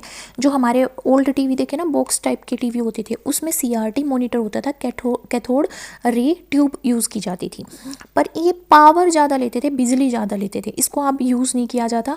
इसलिए इसको क्या बोला जाता है? फर्स्ट जनरेशन मॉनिटर बोला जाता है CRT मॉनिटर को, कैथोड रे ट्यूब जिसमें यूज़ की जाती थी। LCD monitor, LCD monitor, LCD की फुल फॉर्म क्या है? Liquid crystal display. Liquid crystal display. ये थोड़े स्लिम होते हैं, थोड़े लाइट वेट के होते हैं। लाइट क्रिस्टल का यूज़ करते हैं, बैक लाइट का यूज़ करते हैं। पावर सप्लाई भी कम होती है और इसको बहुत वाइडली यूज़ किया जाता है। इसमें कौन सी चीज़ का यूज़ किया जाता है हमारे इम्प्रिंट्स देने के लिए, या मतलब इमेजेस प्रोड्यूस करने के लिए? कोल्ड कैथोड इनफ्लोरेसेंट लैंप का यूज़ किया जाता है। Cold cathode fluorescent lamp, cold cathode fluorescent lamp, cold cathode fluorescent lamp, जिसको हम क्या बोलेंगे? CCFL, CCFL, cold cathode fluorescent lamp का यूज़ किया जाता है as a backlight LCD monitor के अंदर। अब LED भी आने लगे। LED मॉनिटर बहुत टाइम से आ रहे हैं, LED मॉनिटर, है ना। इसको क्या बोलते हैं? Light emitting diode, light emitting diode, इसकी फुल फॉर्म है लाइट इमिटिंग डायोड, है ना। ये किसका यूज़ करते हैं, एलईडी का यूज़ करते हैं, क्या करने के लिए, बैकलाइट करने के लिए। ज़्यादा एनर्जी एफिशिएंट है, ब्राइटर है, बेटर कलर्स देते हैं। मोस्टली आजकल हम इन्हीं का यूज़ करते हैं, है ना। एक प्लाज्मा डिस्प्ले मॉनिटर भी होता है, क्या होता है, प्लाज्मा डिस्प्ले मॉनिटर होता है, जो हम किस में यूज़ करते हैं, टीवी में और कंप्यूटर में बहुत कम यूज़ करते हैं। अब आजकल हम इसको यूज़ नहीं करते हैं। टच स्क्रीन मॉनिटर जो हमारी फिंगर में स्टाइलस में यूज़ होता है वो मॉनिटर है। एक क्या बोला मैंने, touch screen monitor, touch screen monitor phone वगैरह में जो है, ठीक है। एक हमारे पास होता है यहाँ पे TFT monitor, TFT monitor, thin film transistor monitor, thin film transistor monitor, thin film transistor monitor. ये LCD मॉनिटर का ही एक टाइप होता है। बेटर कलर और फास्टर रिस्पॉन्स के लिए यूज़ किया जाता है, ठीक है। तो ये हमारे डिफरेंट टाइप्स के मॉनिटर होते हैं। हमारे पास क्या है, टाइप्स ऑफ प्रिंटर में हमारे पास 3 मेन टाइप होते हैं, impact printer, non impact printer और special purpose printer. Impact printer क्या होते हैं, ये प्रिंटर पेपर पे फिजिकली स्ट्राइक करते हैं। जैसे टाइपराइटर होता है ना, टाइपराइटर देखा होगा, एक मेटल की रोड सी होती है, वो स्ट्राइक करती है पेपर पे और लिखती है। तो ये स्ट्राइक टेक्निक का यूज़ करते हैं, स्ट्राइक करते हैं ये पेपर पे, ठीक है। इसमें टाइप आते हैं डॉट मैट्रिक्स प्रिंटर आते हैं, जो पिन का यूज़ करते हैं। Pin print by striking pin on an ink ribbon, एक इंक रिबन के ऊपर पिन को स्ट्राइक करके प्रिंट करते हैं। जब वो पिन को इंक रिबन के ऊपर स्ट्राइक करेंगे बार बार तो नॉइजी होगा और क्वालिटी भी अच्छी नहीं आएगी, ठीक है। तो ये प्रिंटर क्या यूज़ करते हैं, प्रिंट हेड यूज़ करते हैं पिन के साथ। डॉट मैट्रिक्स का मतलब क्या है कि भाई एक इंक रिबन होता है, इंक रिबन के ऊपर ये पिन को स्ट्राइक करते हैं बार बार, जिसकी वजह से क्या आता है, प्रिंट निकल के आता है, डॉट मैट्रिक्स प्रिंटर। नेक्स्ट होता है हमारे पास डेज़ी व्हील प्रिंटर। इसमें ना व्हील, पहिए की तरह एक करेक्टर होता है, टाइपराइटर जैसा व्हील, पहिए जैसा एक टाइपराइटर होता है जो स्लो होता है, बट वो अच्छी क्वालिटी का टेक्स्ट देता है। जब हम ग्राफिक्स को प्रिंट करना चाहते हैं, ग्राफ्स वगैरह को प्रिंट करना चाहते हैं, डिज़ाइंस को प्रिंट करना चाहते हैं, तो हम डेज़ी व्हील का यूज़ करते हैं, ठीक है। एक इसमें आता है लाइन प्रिंटर, ये प्रिंट करता है लाइंस के ऊपर, है ना, बहुत फास्ट होता है line printer. Fastest impact printer में आता है इसका नाम, फास्टेस्ट इम्पैक्ट प्रिंटर कौन सा होता है, लाइन प्रिंटर। देखो, एक रिबन के ऊपर जब पिन को स्ट्राइक करके करेंगे तो डॉट मैट्रिक्स होता है। डेज़ी व्हील एक व्हील जैसा टाइपराइटर होता है जो ग्राफिक्स इमेजेस वगैरह को प्रिंट करने के लिए यूज़ किया जाता है। लाइन प्रिंटर जो लाइन के ऊपर प्रिंट करता है, तो बड़ी ऑर्गेनाइजेशन में इसका यूज़ किया जाता है। फास्टेस्ट होता है, ये फास्टेस्ट इम्पैक्ट प्रिंटर है। नॉन इम्पैक्ट प्रिंटर है जो स्ट्राइक नहीं करते, do not strike on the paper, ये पेपर के ऊपर स्ट्राइक नहीं करते। ये जो प्रिंटर होते हैं ये पेपर के ऊपर क्या नहीं करते, स्ट्राइक नहीं करते हैं। तो इसमें हमारा एक आता है इंकजेट प्रिंटर। ये टाइनी ड्रॉपलेट्स, इंक की छोटी ड्रॉपलेट को स्प्रे करता है पेपर के ऊपर, छोटी ड्रॉपलेट्स इंक की स्प्रे करता है ताकि फ़ोटो और कलर प्रिंटिंग अच्छी हो उसके, है ना। तो ये किसका यूज़ करते हैं, लिक्विड इंक का यूज़ करते हैं और उसको स्प्रे करके क्या करते हैं, फ़ोटोज़ और कलर प्रिंटिंग करते हैं, फ़ोटोज़ को प्रिंट करते हैं, कलर को प्रिंट करते हैं, है ना। लेज़र प्रिंटर होते हैं जो लेज़र बीम का यूज़ करते हैं। लेज़र प्रिंटर होते हैं लेज़र बीम का और टोनर पाउडर का यूज़ करते हैं। जब हमें इलेक्ट्रोफोटोग्राफिक टेक्नोलॉजी का यूज़ करके अपने प्रिंट करना हो, इलेक्ट्रिक और फोटोग्राफिक टेक्नोलॉजी का यूज़ करके जब हमें प्रिंट करना हो तो लेज़र प्रिंटर का यूज़ करते हैं, क्योंकि ये toner powder plus laser beam का यूज़ करते हैं प्लस टोनर पाउडर का यूज़ करते हैं। वेरी फास्ट होते हैं, हाई क्वालिटी होती है, ऑफिसेस वगैरह में इसका यूज़ करते हैं। एक होता है thermal printer heat sensitive paper के ऊपर प्रिंट करते हैं हीट का यूज़ करके। जो हीट सेंसिटिव पेपर होता है उसके ऊपर हीट का यूज़ करके ही प्रिंट करते हैं। जैसे एटीएम में क्या होता है, थर्मल प्रिंटर होते हैं, हीट सेंसिटिव प्रिंटर होते हैं जो एटीएम रिसीट बनाते हैं। बिलिंग मशीन जो होगी वो थर्मल प्रिंटर है। एक इसमें होता है एलईडी प्रिंटर। एक क्या होता है? एलईडी प्रिंटर होता है। एलईडी प्रिंटर लेज़र प्रिंटर होते हैं जो लेज़र बीम की बजाय एलईडी लाइट का यूज़ करते हैं प्रिंट करने के लिए। एक इसमें हमारा होता है 3D प्रिंटर। 3D प्रिंटर जो 3D ऑब्जेक्ट्स को प्रिंट करता है लेयर बाय लेयर, जो रोबोटिक्स में, मेडिकल इम्प्लांट में प्रोटोटाइप्स क्रिएट करने के लिए यूज़ किए जाते हैं। नेक्स्ट कैटेगरी है स्पेशल पर्पस प्रिंटर। इसमें आते हैं हमारे प्लॉटर प्रिंटर। प्लॉटर जो लार्ज ग्राफिक्स जैसे मैप क्रिएट करना हो, इंजीनियरिंग फील्ड में ड्राइंग्स क्रिएट करनी हो, तो उस टाइम पे प्लॉटर प्रिंटर यूज़ करते हैं, जैसे drum plotter, flat bed plotter, inkjet plotter, है ना। बी फोटो प्रिंटर ये हाई क्वालिटी की फ़ोटो प्रिंटिंग करते हैं। डाई सब्लिमेशन और इंकजेट टेक्नोलॉजी का यूज़ करके ये प्रिंटर बनाए जाते हैं। ठीक है। नेक्स्ट वीडियो में हम क्या पढ़ेंगे? सॉफ्टवेयर के टाइप्स पढ़ेंगे और इनको डिटेल में स्टडी करेंगे। ठीक है। और कुछ क्वेश्चंस भी डिस्कस करेंगे अपने पिछली वीडियो से, जो भी हमने हार्डवेयर पढ़ा, मेमोरी पढ़ी, और जो भी हमने यहाँ पे पढ़ा कि भी हमारे प्रिंटर के टाइप्स और मॉनिटर के types. So thank you so much for visiting to my channel, and if you do like it then like, subscribe and comment.